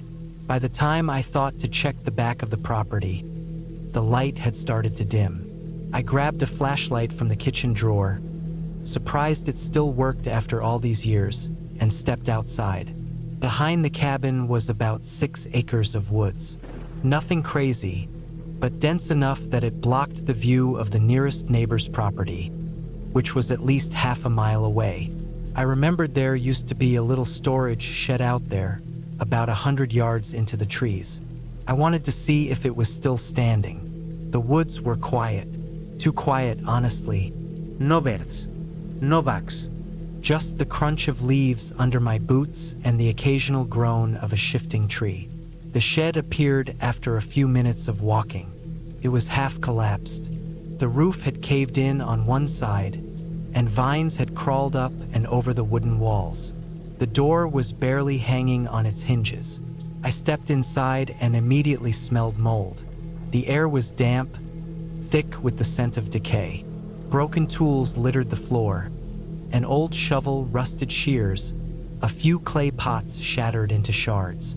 There was a rolled-up tarp in the corner, soaked through and green with mildew. Something about that shed made my skin crawl.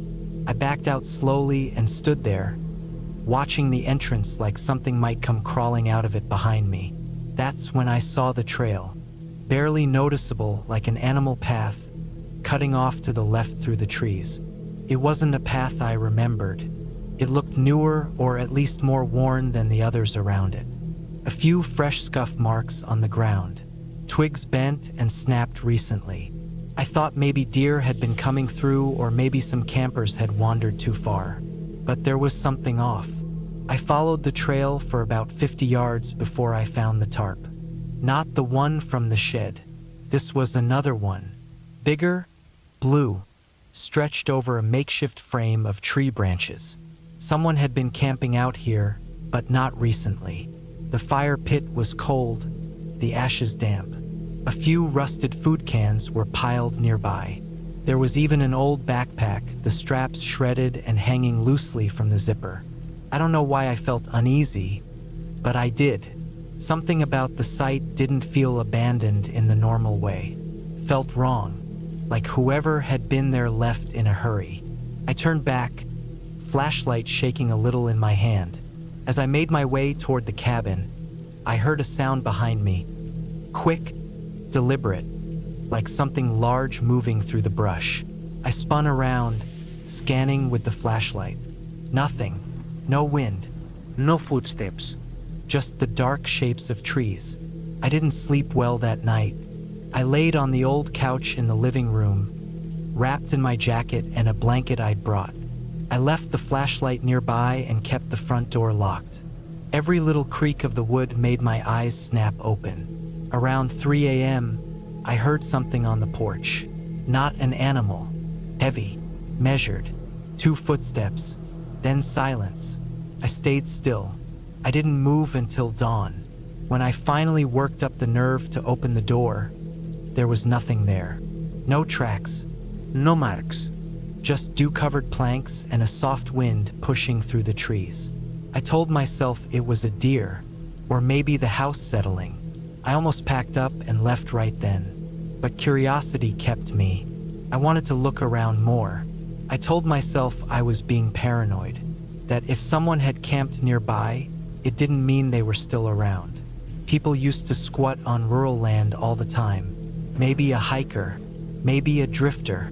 Nothing to worry about. But I still kept the flashlight in my pocket and a tire iron from the trunk of my car in my hand as I walked back toward the tarp the next afternoon. When I got there, something had changed. The backpack was gone. I was sure of it. The day before, it was lying in the dirt next to the fire pit. Now it was missing. No footprints, no signs of a struggle. Just gone. That's when I heard a soft rustle behind me. I spun around fast, flashlight in one hand, tire iron in the other. Nothing, just trees. But I felt it, that prickling sense.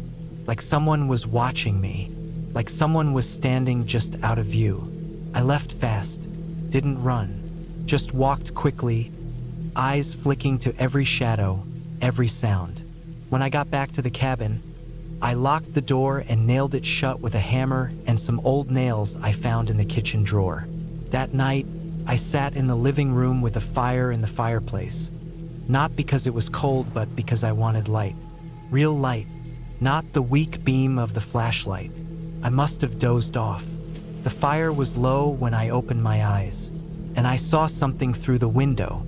Movement, person. I didn't get a good look. Just the shape of someone slipping between trees, too close to the edge of the yard. I didn't have a gun, but I kept the tire iron near me the whole time. My heart was pounding so hard I thought it might crack my ribs. I stayed up the rest of the night. By morning, I had made up my mind. I was leaving. Whatever I came to see, whatever nostalgia or memory I thought I needed, that was gone, replaced by something else. Something that didn't want me here.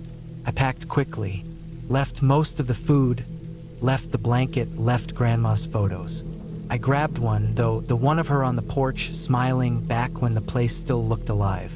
When I stepped outside, I saw it, a footprint in the dirt, fresh, larger than mine, deep, heading toward the cabin. But no prints going away. I didn't wait to think about it. I got in the car and drove. Didn't stop until I hit pavement again. Didn't look back until I saw the tree line fade into the rear view. I called my mom that night and told her to sell it. Immediately. Don't wait. Just take whatever offer they give. I didn't explain why. I didn't need to. She sold it within a month. I still don't know who or what was out there. A squatter? A hunter? Someone hiding from the law? I don't know. But it was real. It wasn't a ghost and it wasn't a fairy tale. It was a person. and they didn't want to be found. I've never gone back. I never will.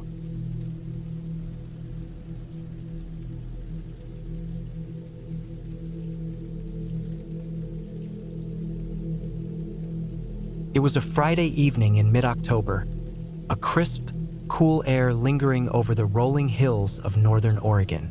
The trees were losing their leaves, casting long shadows as the sun dipped below the horizon. The road to the cabin was barely more than a narrow dirt path, surrounded by dense forest. I'd driven up here countless times, for work retreats or quick weekend getaways. But this time was different. This time I was here with my boss, Marcus, to oversee a team-building retreat for a few of our upper management staff. I didn't mind the cabin. It was isolated, quiet, perfect for focusing. The place had a certain charm to it. The worn wooden floors, the smell of pine, and the crackling fireplace that always seemed to warm more than just your body. But the isolation was what made it uneasy at night. The quiet, the stillness of the woods. It was unnerving when the world around you was so silent. Marcus, in his mid-40s, was always the type to thrive in these conditions. He wasn't afraid of being alone, and that made him the perfect person to organize this kind of trip. But me, I was already feeling the weight of being out here for the weekend. I liked the city, the noise, the crowd. Here I felt exposed, alone even though we were together. It didn't help that our other colleagues had left earlier that day, leaving just Marcus and me. I didn't think anything of it at first, but as the night wore on, I began to feel an odd tension hanging between us, like something was about to happen. We hadn't done much on that Friday except settle into the cabin, unpack, and prepare a simple dinner. Marcus kept glancing at the clock, checking his phone more than usual, his fingers drumming on the table. It was clear he was in one of those moods where he didn't want to talk much but also seemed like he couldn't sit still. After dinner, we sat in front of the fire. I could hear the occasional rustle outside, the breeze moving the trees, and it was easy to fall into that hypnotic rhythm, the crackling of the fire in the silence. But then, there was another sound, a faint thud. I brushed it off at first, thinking it was just the house settling. But then it came again, a louder thud, like something or someone was knocking against the side of the cabin. "Did you hear that?" I asked, trying to sound calm, though my voice came out more tense than I wanted. Marcus didn't respond at first. He just stared into the fire. The only movement was his lips, curling into a half smile as he muttered, "Probably an animal. Bears and deer roam around here all the time." I wasn't convinced. Something about the sound just didn't sit right with me. The thud was too deliberate, too constant. We both sat there in silence for a moment. Then I heard something else. A scraping sound, like nails on metal, coming from the back of the cabin. At that moment, the hair on the back of my neck stood up. I tried to swallow the lump in my throat, but it wouldn't go down. It was too quiet now, the air too still. I stood up slowly, more out of instinct than anything else, and walked toward the window. I peered outside into the dark woods. There was nothing, just the shadows stretching out across the ground, the trees swaying slightly.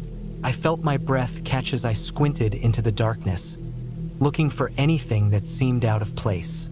Nothing. I turned back to Marcus. "There's something out there." Marcus was still seated in front of the fire, his face expressionless. He glanced up at me but didn't say anything. His eyes darted around the room, a nervous energy about him that hadn't been there earlier. I noticed the tremble in his hand as he reached for his glass of whiskey. I walked over to the door. My mind was racing now. What if it was a person? What if someone was out there watching us? The thought hit me harder than I wanted it to. I stood by the door, hesitating. The cabin was old, and the lock was flimsy at best. If someone really wanted to get in, "You want me to check it out?" Marcus finally spoke, his voice lower than usual. I turned to him. There was something unsettling in his eyes, an odd coldness. "You want to go out there?" I asked, almost incredulously. Marcus just nodded, standing up.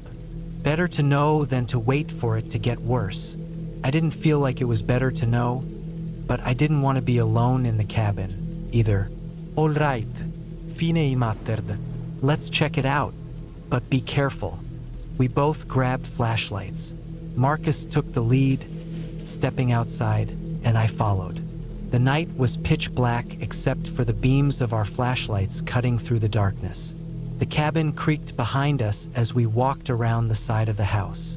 The woods seemed to close in around us, the trees like dark figures looming at the edge of our vision. The further we went, the more unsettled I felt.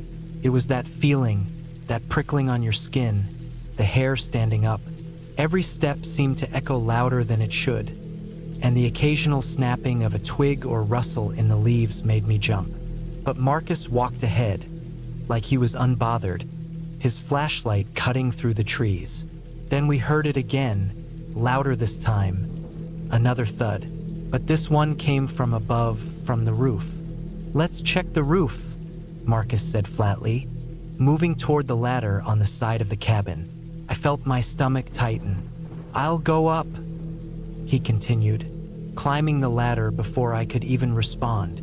I stood there, feeling the weight of the dark forest around me. Every rustling of leaves seemed like something was getting closer. I looked up, trying to make out Marcus's figure on the roof. His flashlight flicked across the dark sky, but then it suddenly went out, just gone. I didn't hear him yell or even move, just nothing. Panic set in. "Marcus," I called, but no response. My heart was hammering in my chest as I took a step forward. That's when I heard it, a low, guttural sound, almost like something growling. It was close.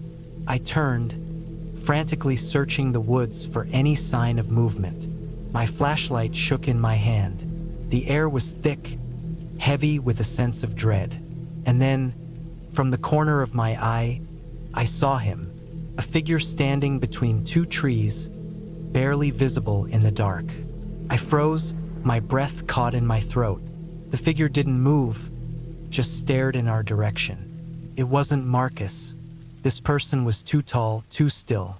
My blood ran cold as I turned back toward the cabin, my legs moving without thinking. I sprinted toward the door, slamming it shut behind me. I turned the lock, then backed away slowly. The thudding from the roof started again, only now it was accompanied by the sound of scratching, nails against wood. I didn't know what to do. The tension in the air was unbearable. Then I heard Marcus, his voice, strained, weak, calling from the other side of the door. "Let me in." My heart skipped a beat. "Marcus," I whispered through the door. His voice was wrong, it didn't sound like him. I stood there, unsure of what to do. Then the sound stopped. Dead silence. I didn't hesitate. I grabbed the nearest heavy object, a chair, and positioned it in front of the door. I was almost trembling now, fear flooding through me. What if he wasn't Marcus anymore? The cabin grew colder, the silence deafening. I had no choice but to wait for the dawn, for any sign that the nightmare would end. By the time morning came, I found Marcus in the living room. He was sitting there, still as a statue, his eyes wide open but devoid of any recognition. Whatever had been out there, whatever was watching us, it had left him broken. We left the cabin before noon, and I never went back.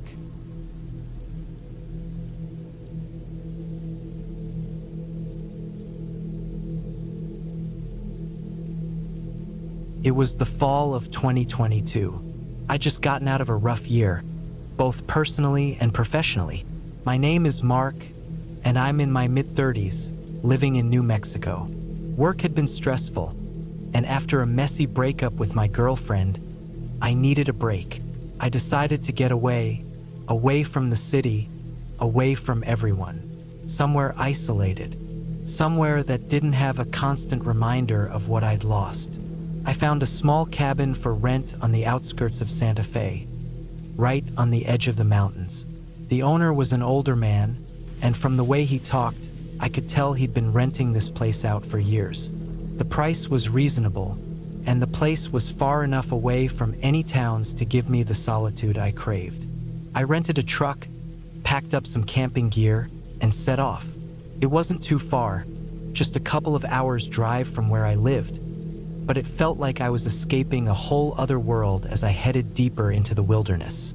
The cabin was tucked away in a little valley, nestled between towering pines and steep cliffs. The air was crisp, and the only sounds I could hear were the wind rustling through the trees and the occasional bird call. Perfect. I unloaded my stuff and set up camp inside. The cabin was rustic, with wooden beams on the ceiling and a stone fireplace that looked like it hadn't been used in years. The furniture was old but sturdy, and there was a thick layer of dust over everything. It felt like no one had stepped foot in this place for a long time. The first night was peaceful. I made a fire outside, sat around it with a drink, and let the silence of the woods wash over me. It was exactly what I needed. I thought about how I could just stay here for weeks, away from everything. But by the second day, I started to feel something odd. It wasn't anything specific, just a sense of unease that crept up on me as I walked around the property. It was the kind of feeling you get when you're in a place that's too quiet, too still. The woods were beautiful, but there was something off about them, something that didn't feel right. I decided to explore the area around the cabin the next day. There was a trail that led deeper into the forest, and I figured I could get a better look at the landscape, maybe even find a good spot to hike. As I followed the trail, the trees grew denser, the air colder. The path was winding, and it seemed to disappear into the brush at times. After a few hours, I started to wonder if I'd gone too far. That's when I stumbled upon it. A small, decrepit cabin, hidden behind a thick wall of trees. It was barely noticeable unless you were looking for it, and it seemed out of place in a way that set off alarms in my head. The windows were boarded up, and the door hung crooked on its hinges, half fallen off. The cabin was weathered and looked like it hadn't been touched in years, maybe decades. I stood there for a moment, staring at it. There was no real reason to go inside, but curiosity got the better of me. I'd been walking for hours, and it felt like a good place to rest for a bit. I pushed the door open with a little force, and it creaked loudly in protest. Stepping inside, I was hit with a musty smell, a combination of mildew and decaying wood. I was ready to turn around when I saw it. The body. It was slumped against the wall, half hidden by a pile of old blankets and rags. At first, I thought it was just a heap of clothes or junk. But then I saw the twisted shape of the arm, the dried blood on the floor, and the unmistakable angle of the head. My heart stopped for a moment as my mind tried to process what I was seeing. A man in his 40s or 50s maybe. His face was pale, his eyes wide open, staring at nothing. His clothes were torn, and his body was emaciated, like he had been dead for weeks, if not longer. The smell in the air made it clear that this wasn't a recent death. I froze, couldn't breathe. My brain was screaming at me to leave, but my feet felt like they were glued to the floor. I didn't want to touch anything, but I needed to confirm what I was seeing. I couldn't turn away. I stepped closer, my legs shaky, and looked around the room. There was nothing that seemed out of the ordinary, just old furniture and dust. But then I saw the small, half-open box on the floor next to the body. I reached down and opened it carefully. Inside, there were photographs, old black and white pictures of the man in the cabin, but in some of them, he was holding a gun. There were also letters, their edges yellowed with age. I skimmed through them, and my stomach turned. The letters were written in a frantic hand, talking about escape, about being hunted, and about finding a place to hide. I put the box back down, suddenly feeling the weight of something much larger than I could comprehend. It wasn't just a body. This man had been running from something. Had he been murdered? Had he died here alone, waiting for help that never came? I had no answers. The chill in the air grew colder, and I felt like I was suffocating. I couldn't stand to be in that cabin a second longer. I turned and bolted out the door, not looking back once. My mind was racing. I didn't know what to think, what to do. I needed to get back to the main cabin. I needed to get away from this place. When I returned to the cabin where I was staying, my hands were shaking. I couldn't focus, couldn't think straight. I locked the door behind me, even though I knew it wouldn't change anything. I sat down at the small kitchen table and just stared out the window, trying to collect my thoughts. I hadn't seen anyone else in the area, but I couldn't shake the feeling that someone was watching me. That night, I couldn't sleep. The images of the man in that cabin kept flashing in my mind. The sense of dread I'd felt didn't go away. It was as though the very air in the woods had changed, like something was lingering, something waiting. But in the morning, when the sun rose over the mountains, I made a decision. I packed my things. I wasn't sticking around to find out more. I wasn't risking whatever it was that had led to that man's death. I called the property owner and told him I'd be leaving. He didn't ask any questions. He simply said, "You take care now." I didn't even look back as I drove away, the tires kicking up dust behind me as I sped down the road, back toward civilization. My phone buzzed in my pocket, but I ignored it. It wasn't until I was nearly an hour away that I finally pulled over and checked the message. It was from an unknown number. The message read, "You're not the first to find him. You won't be the last." That was the last straw. I felt my stomach drop. I didn't know what it meant, but I wasn't going back to figure it out. When I finally returned home, I didn't talk about it to anyone. I buried it. But the truth is that experience haunted me. Not just the body, not just the photos. The message, the feeling that someone else knew what had happened, and they were still out there. Maybe the man in that cabin had been running from something worse than just death. Maybe it was something I'd never understand, something I wasn't meant to know. And maybe that's what scared me the most.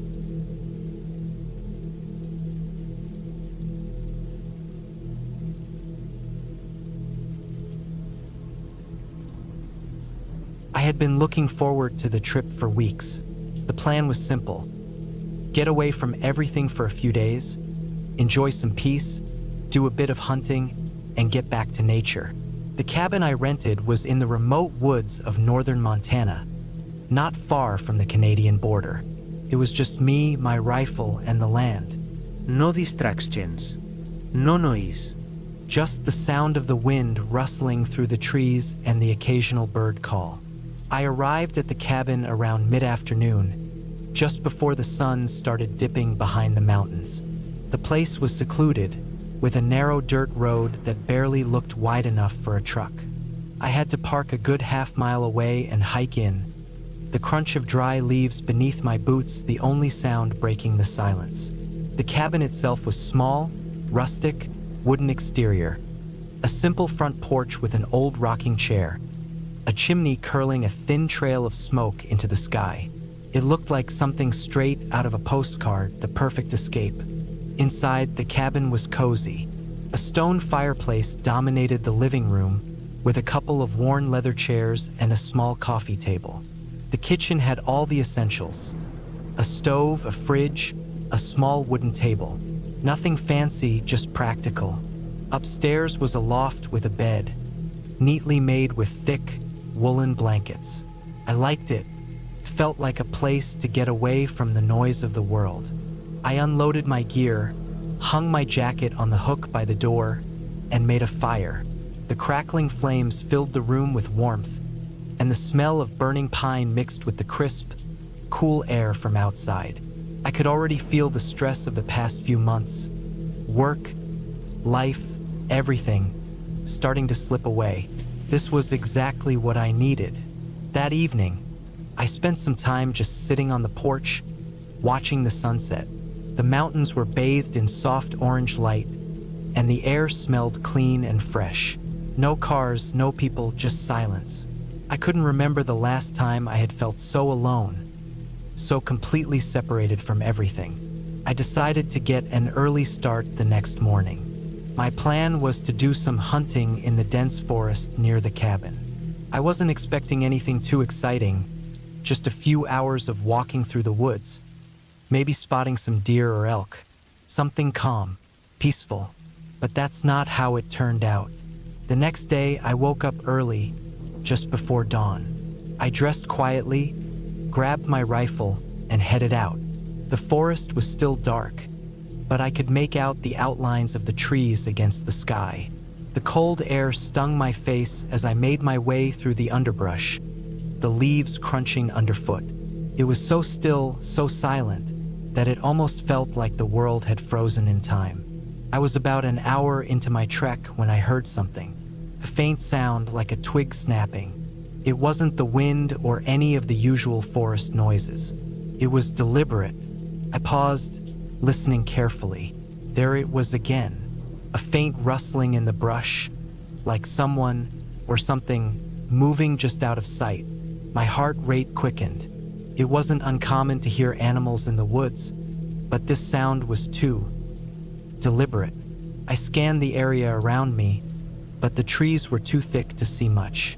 I tried to shrug it off, telling myself it was just a deer or a bear. Still, the hairs on the back of my neck were standing up, and I couldn't shake the feeling that I was being watched. I pressed on, trying to ignore the growing unease in my gut. But the further I went, the more I felt it, like something was just behind me, following my every move. The rustling continued, just enough to be unsettling, like the sound of someone trying to be stealthy but failing. After another hour of walking, I came across an old clearing in the woods. There was a small creek running through it, the water trickling over smooth rocks. I stopped for a break, sitting on a large boulder by the creek, my rifle resting across my knees. I took a swig from my water bottle and looked around, trying to calm my nerves. The peacefulness of the clearing helped, but the feeling that something was wrong hadn't gone away. That's when I saw it. Just across the creek, on the edge of the trees, there was someone, standing perfectly still. At first, I thought it was a tree stump or a shadow, but then it moved. A man, tall and broad-shouldered, stepped into view. He was wearing a dark, hooded jacket, and I couldn't see his face, only the shape of him against the backdrop of trees. I froze, my heart hammering in my chest. There was something about the way he moved, or rather, didn't move, that set off alarms in my head. He was standing so still, watching me. I couldn't see his eyes, but I could feel them. It was like he was studying me, waiting for something. My first instinct was to stand up and raise my rifle, but I hesitated. I didn't know what to do. Should I confront him? Run? He didn't seem to be carrying any weapon, but that didn't make me feel any safer. I had no idea who he was or why he was here, standing in the middle of the woods watching me like that. I stood there, frozen, trying to decide my next move. The silence between us stretched on, unbearable. The only sound was the gentle trickle of the creek. Then, without warning, the man turned and walked back into the woods, disappearing into the trees. I stood there for a moment, unsure if I should follow him or go back to the cabin. My gut told me something wasn't right, but I didn't want to panic. I decided to wait a bit longer, just in case he came back. But he didn't. The rest of the day passed in a blur. I didn't see the man again, and I didn't hear anything else unusual. I hunted for a few more hours, but my mind kept wandering back to that strange encounter by the creek. Who was he? What was he doing out there, so far from any town or road? As the sun began to set, I decided it was time to head back to the cabin. I wasn't sure if I was overreacting, but I couldn't shake the feeling that I wasn't alone in these woods anymore. When I got back to the cabin, the door was slightly ajar. I froze. I had made sure to lock it before I left. My rifle was still in my hand, but my heart was pounding in my chest as I stepped cautiously inside. The cabin was quiet, just as I had left it. Nothing seemed out of place, but the feeling of unease lingered. I locked the door behind me and checked every window, making sure they were all secure. I didn't know why, but something told me I wasn't alone anymore. That night, I didn't sleep well. Every creak of the cabin, every gust of wind, made me jump. I kept my rifle close just in case. The next morning, I woke up to the sound of something heavy hitting the ground outside. My heart raced as I grabbed my rifle and moved to the window. For a moment, I didn't see anything. Then, I noticed it. A large log had been dragged up to the front porch, blocking the door. I stepped back from the window, trying to stay calm. There was no way it was just a coincidence. Someone had been here, and they had deliberately blocked my way out. I thought about running into the woods, but the thought of being out there alone with no escape didn't seem like a good idea. Instead, I decided to take a different approach. I quietly moved to the back of the cabin, making sure to stay low and out of sight. I didn't know what I was dealing with, but I wasn't going to let it get the best of me. After a tense few minutes, I heard footsteps, slow, deliberate. They were moving toward the back of the cabin. I waited, holding my breath. Then, just as quietly, I slipped out through the back door and into the woods. I didn't look back. I didn't stop running until I reached the road. The sheriff was the first person I saw when I reached the nearest town. I told him everything about the man I saw, the log blocking the door, and the unease that had been building since the moment I arrived. He took me seriously, thank God, and said they'd send someone out to check the cabin. When I finally got back to town, I felt a wave of relief wash over me. I never went back to that cabin. The sheriff later confirmed that there had been reports of someone lurking in the woods, but they hadn't been able to catch him. They said it was probably just some local, someone who liked to mess with people. But I knew better.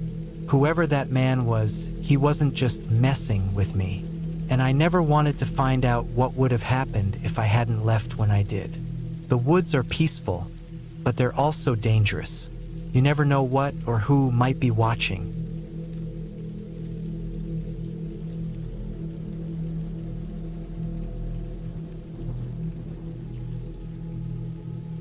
It was supposed to be a quiet weekend, just a break from the chaos of city life. My name is Jake, and I was 29 at the time. I had spent the past 2 months working nonstop. Late nights in the office, weekend projects, and constant emails pinging in my inbox. I was tired, worn out, and needed a reset. So when my friend Mark suggested a trip to a cabin tucked away in the woods, I was quick to agree.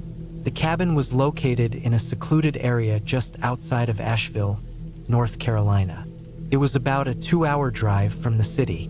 Mark had been there a few times before, and he assured me that it was the perfect place to escape and unwind. No cell service, no internet, just nature and peace. I packed a bag, grabbed some snacks, and loaded my old SUV with camping gear. I drove up to Mark's place, where we met and carpooled to the cabin. The sun was already beginning to set by the time we arrived, casting long shadows over the tall trees surrounding the area. The cabin itself was an old, wooden structure nestled between 2 hills.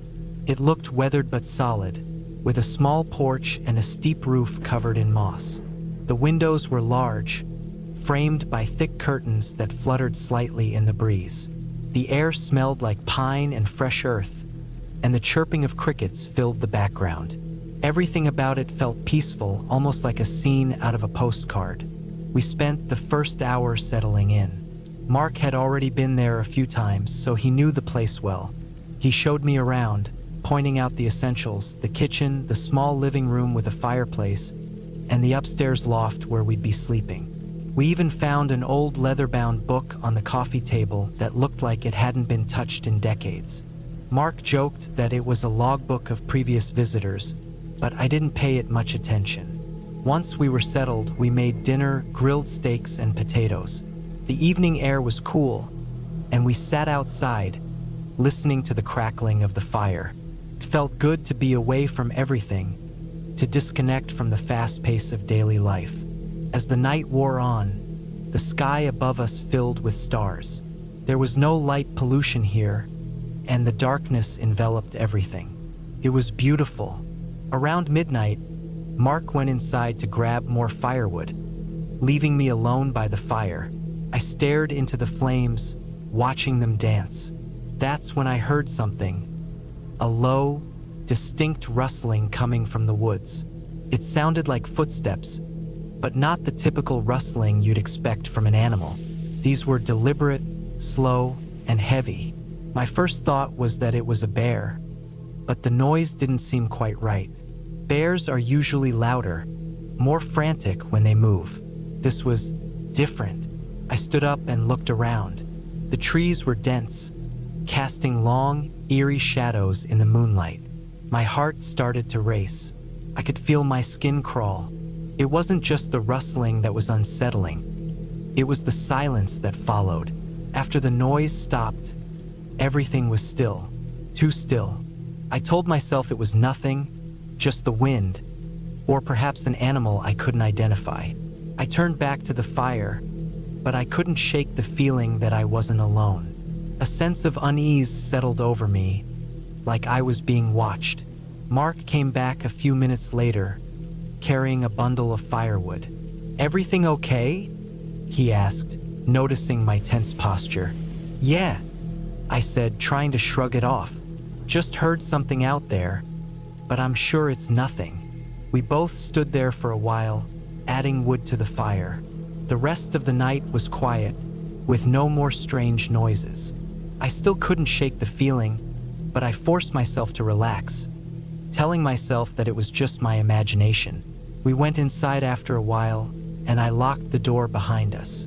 The cabin felt warm and safe, the flickering light from the fireplace casting a cozy glow on the wooden walls. Mark poured us both a drink, and we chatted for a while before heading to bed. The loft was small but comfortable, with a queen-sized bed and a single window that looked out over the woods. I lay in bed, staring at the ceiling. The house was quiet now, and my thoughts began to settle. I started to drift off to sleep, the soft creaking of the wooden floorboards below me lulling me into a calm state. Then there was a noise, a loud bang. It came from downstairs, followed by a scraping sound. I shot up in bed, my heart pounding. Mark didn't seem to react. I listened, straining to hear anything more, but everything was quiet. Could have been an animal outside, or maybe the wind was playing tricks on the cabin, but I wasn't sure. I waited a few more minutes, still no sound. I laid back down, trying to convince myself it was nothing. But then I heard it again, closer this time.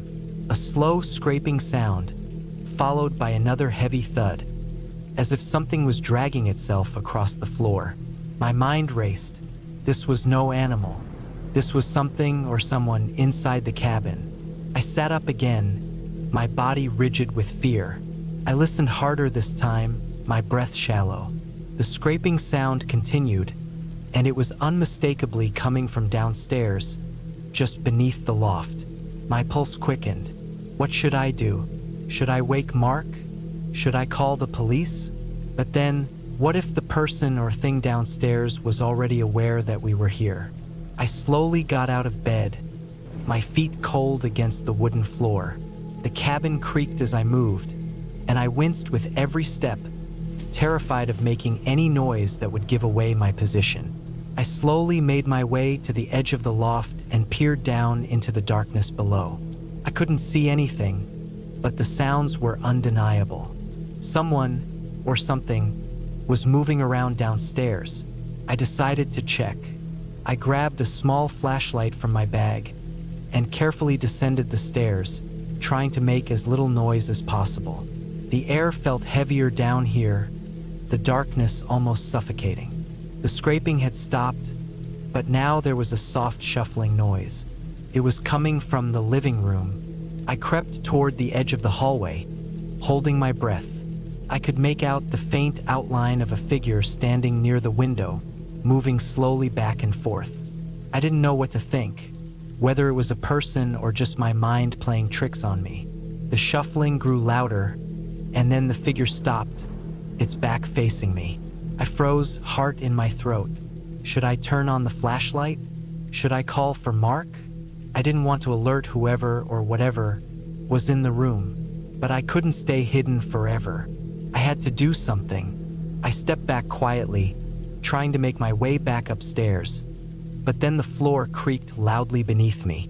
The figure turned toward me instantly, its face hidden in the shadows. The air seemed to freeze, and I could feel my heart hammering in my chest. It didn't move, didn't speak, just stood there watching me. In that moment, every instinct told me to run, but I didn't. I backed away slowly, keeping my eyes locked on the figure, and then I did the only thing I could think of. I ran upstairs. I didn't know what was happening, but I knew I needed to protect myself. I grabbed a small hunting knife from my bag and waited by the loft entrance, listening for any sounds. I could hear nothing except the pounding of my heart. I stared at the door, knowing that I couldn't stay locked in here forever. A few minutes passed. Still nothing. My mind raced. Could I call Mark? Should I check again? Was I overreacting? Just then, the silence was broken. The scraping noise started up again, louder this time, and it was coming from directly outside the cabin. I moved quickly to the window, peering out through the thin gap in the blinds. There was no one in sight. I was about to step back when I saw it, a shadow moving just beyond the reach of the moonlight. Then I heard a voice. Mark! I whispered to myself, but it wasn't Mark. It wasn't anyone I recognized. The figure outside began to move closer, and I knew I couldn't wait any longer. I had to leave. I grabbed my bag, threw on my shoes, and rushed out of the cabin, heading toward the truck. I didn't look back. The only thing that mattered was getting out of there. I was almost at the truck when I heard footsteps behind me, fast and heavy. My heart skipped a beat. Was someone following me? I didn't stop. I dove into the truck, slammed the door, and started the engine. As I drove away, I looked into the rearview mirror. The cabin was dark. The figure was gone, but the fear lingered. I didn't know who or what it had been, but I was sure of one thing. I wasn't going back there. The next morning, Mark and I spoke on the phone. He'd come back to the cabin earlier that night after I had run out, but by the time he arrived, everything was calm. There was no sign of anyone else. No estrange noises. No figures, just the woods and silence. We never spoke about it again, but I knew what I had seen, and I knew I would never be the same after that night.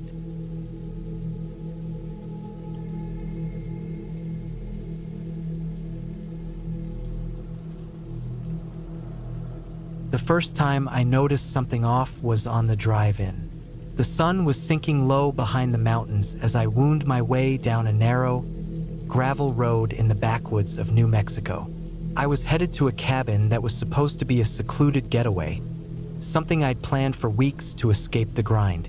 It was my chance to disconnect, no phone service, no distractions. Just the sound of the wind through the pines and the chirping of birds. My friends had bailed last minute, so I ended up going alone, but that didn't bother me at first.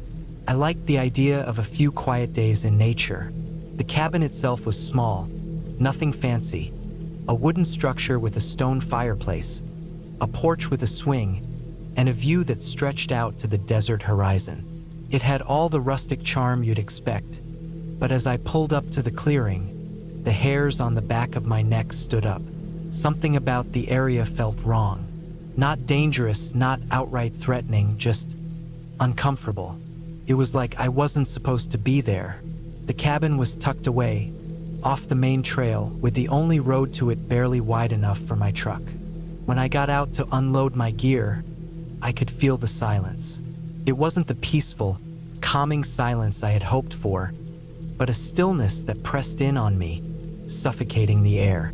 The sun was slipping below the mountains, and in the fading light, the trees cast long, distorted shadows. I didn't think too much of it at first.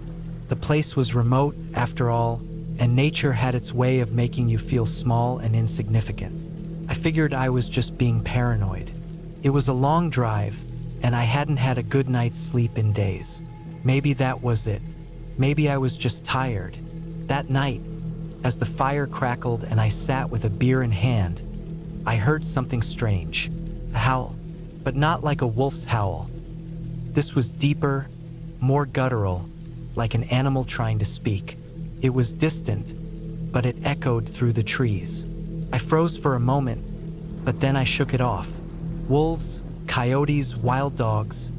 New Mexico had plenty of wildlife. It was probably just some creature out there calling to its pack. I threw another log on the fire and turned in for the night. Around 3 a.m., I woke up to a noise that shattered the silence. A thud, followed by the sound of something scraping against the cabin wall. At first, I thought it might have been the wind. Could have been anything, really. The house creaked. Old wood. But then it came again, louder this time. The scraping sound, as if something was dragging itself along the outside of the cabin. I lay there in the dark, heart pounding. The fire in the stove had died down to nothing but embers, casting faint, eerie shadows in the room. The sound wasn't natural. It wasn't a branch scraping or the wind moving anything. It was deliberate. It was too consistent. I grabbed my flashlight and slowly crept to the window. Outside, everything looked normal. Just trees, the moonlight filtering through the canopy, and the vast empty land beyond. The scraping noise had stopped. I figured it was some kind of animal, maybe a raccoon or a bear. I'd read that bears sometimes claw at cabins. I tried to rationalize it, even as the unsettling feeling in the pit of my stomach grew. I went back to bed, but sleep didn't come. I kept imagining that scraping noise, like claws on wood. The thought of someone out there in the dark kept me awake. I'd spent years in the wilderness, hunting, camping, and hiking, but this felt different. The next day, I decided to take a walk to clear my head. I hadn't even made it a mile when I found something that made my stomach turn. The ground was disturbed, ripped up and trampled in a wide arc around the cabin. It looked like something heavy had been dragging itself through the dirt. The tracks weren't like any animal tracks I'd seen before. They were strange, long, deep impressions, almost human-like, but stretched in a way that didn't make sense. The ground was littered with shredded plants, bent in odd angles as though something had crawled through them, using its hands or paws or something else entirely. I knelt down to get a closer look. My flashlight flickered in the bright midday sun, casting odd shadows over the marks. They weren't from anything I recognized. There was something off about them, too long, too wide. They didn't belong to any animal in the area, at least not one I knew. My heart rate quickened. I was well aware of the stories about this part of the country. Local legends passed down over generations. The ones about people who had gone missing, or strange sightings of creatures in the desert. People talked about skinwalkers, shapeshifters, people who could transform into animals, who could take on the skin of a creature to disguise themselves. It was an old Navajo legend, and it wasn't the sort of thing you took seriously unless you were from around here, unless you'd seen something that made you believe. And even then, no one wanted to talk about it. I shook my head and tried to push the thought away. It was just my mind playing tricks on me. I turned and headed back to the cabin, but my mind was racing. What the hell was out there? That night, I heard it again, the howl. But this time, it wasn't just a distant sound. It was closer, much closer, and it didn't sound like an animal. It sounded like a person. I grabbed my rifle from where I had leaned it against the wall and checked the chamber. I wasn't going to sit around and wait to be surprised. There was something out there, and I wasn't about to let it get the drop on me. The howl came again, followed by a thud, like something heavy had fallen nearby. I grabbed the flashlight and stepped outside, scanning the darkness. My breath was visible in the cold night air, my pulse thumping in my ears. At first, I couldn't see anything, but then, just at the edge of the trees, I saw movement. A figure. It was crouched low, its body hunched in a way that wasn't quite human. It was dragging itself just like the tracks I had seen earlier. I raised the rifle, pointing it in the direction of the figure, but I didn't fire. Not yet. The creature, if that's what it was, paused and turned its head toward me. Its eyes, those eyes, glowed faintly in the dark. Not the reflection of light, but something unnatural. They were wide and yellow, almost too big for its face.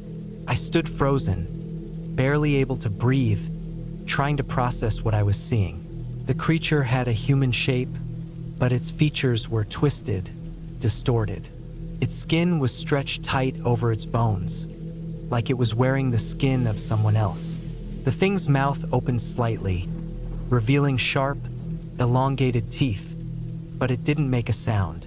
It just stared at me with those glowing eyes. For what felt like an eternity, we stood there, locked in some kind of strange standoff. Then, without warning, it turned and crawled into the darkness, disappearing into the trees. I didn't hesitate.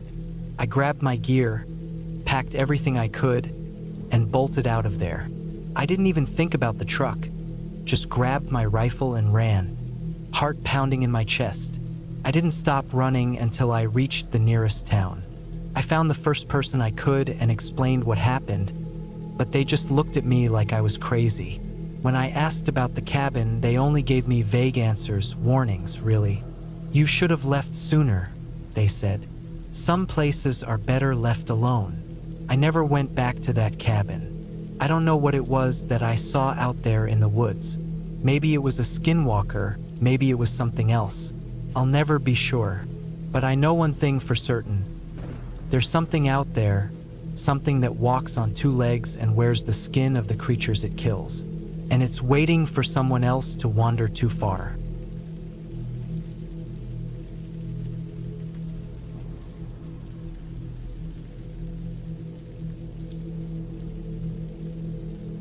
The night had fallen quiet, with only the occasional chirp of crickets breaking the silence.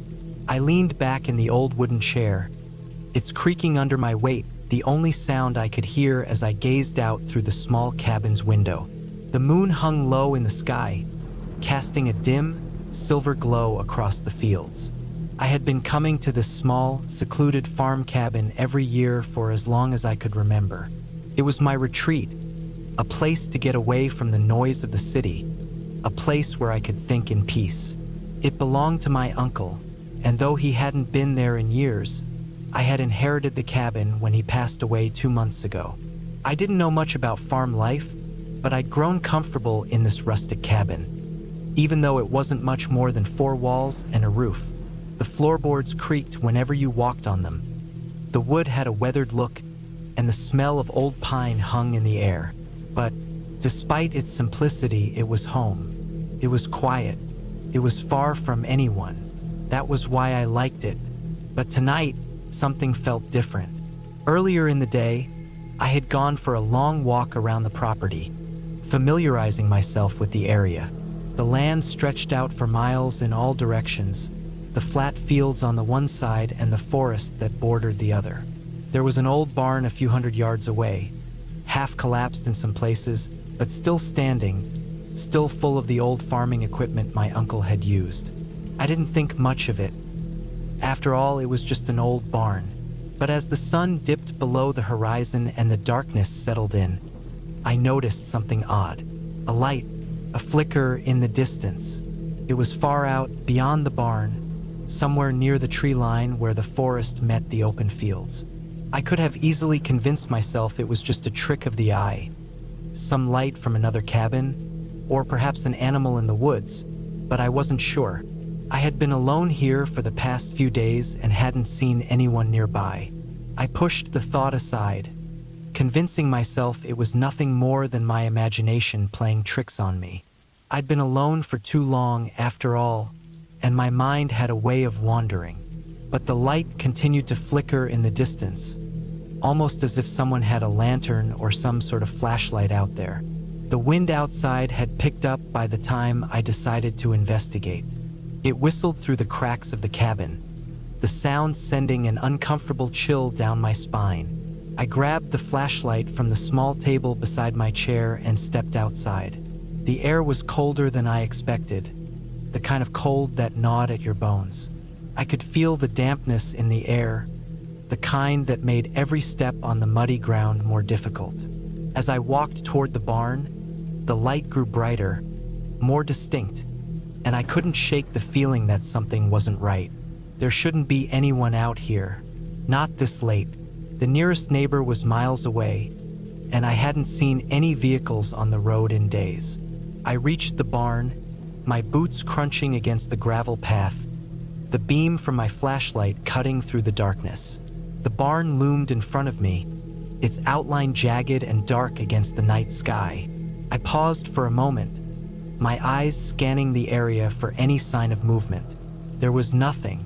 The light was coming from the far end of the field, just beyond the barn, where the trees began to thicken into the forest. It was faint, but it was definitely there. I walked toward it, my heartbeat quickening. The field stretched out before me, empty and desolate, the tall grass swaying in the breeze. I reached the tree line, my flashlight flickering in the dark. The wind howled through the branches above, and for a moment, I stood there, trying to make sense of the scene before me. And then I saw it, a figure, a person standing motionless at the edge of the woods. They were barely visible, shrouded in the darkness. I froze, my mind racing.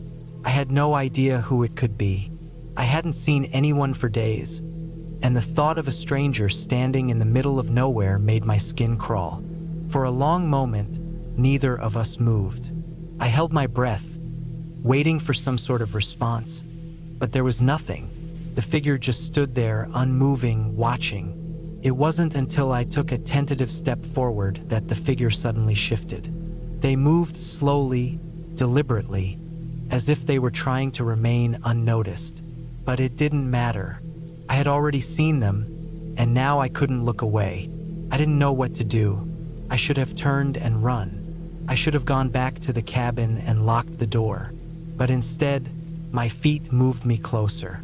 I couldn't explain why, but I felt compelled to understand what was happening. The figure stepped forward again, and as the light from my flashlight caught them, I realized with a jolt that they were holding something, a tool of some kind, a long, dark object, almost like a crowbar or a metal rod. I couldn't make out the details clearly, but I could see enough to know that this was not just some passerby. This person, whoever they were, had no business being here, and I had no idea what their intentions were. I called out, my voice sharp in the night, "Hey, what are you doing out here?" The figure didn't respond. They just continued to move forward, their movements slow and deliberate, as if they were drawing closer to me without a care in the world. I felt the hairs on the back of my neck stand up as the distance between us closed. My mind raced, but I stayed frozen, unsure of what to do next. Should I run? Should I try to fight back? My mind kept bouncing between options, each one more frantic than the last. Finally, the figure spoke. Well, it wasn't so much speaking as it was a rasping sound, almost like a cough. A low, guttural noise that didn't sound like anything human. "Get away from me," I said, stepping back, my heart pounding in my chest. I had to get away from this person. This wasn't just some lost hiker or neighbor. There was something wrong about them, something off. Without thinking, I turned and ran back toward the cabin, my flashlight shaking in my hand. I could hear the sound of footsteps behind me, not as quick as mine but steady, as if they were keeping pace. My pulse thundered in my ears, and my breath came in ragged gasps. I reached the cabin, slamming the door behind me. My hands were trembling as I turned the lock, leaning my back against the door for a moment, trying to catch my breath. I couldn't hear anything outside, but I knew they were still out there. I moved quickly through the cabin, checking the windows to see if I could spot them. But the night was too dark, and there was nothing out there. I didn't sleep that night. Couldn't. Every creak of the cabin, every gust of wind, sent me into a panic. I stayed up until dawn, watching the windows, trying to keep my mind calm. But even as the sun began to rise, I knew one thing for sure. Whoever that person was, they hadn't gone far, and I wouldn't be alone much longer. I stayed another 2 days in that cabin, too afraid to leave. I kept the door locked, the windows shut tight. On the second night, I heard it again. A faint sound in the distance, like something scraping against metal. I couldn't stay there any longer. I packed up my things, grabbed my keys, and drove out of the farm, my heart still racing. I didn't look back. Couldn't.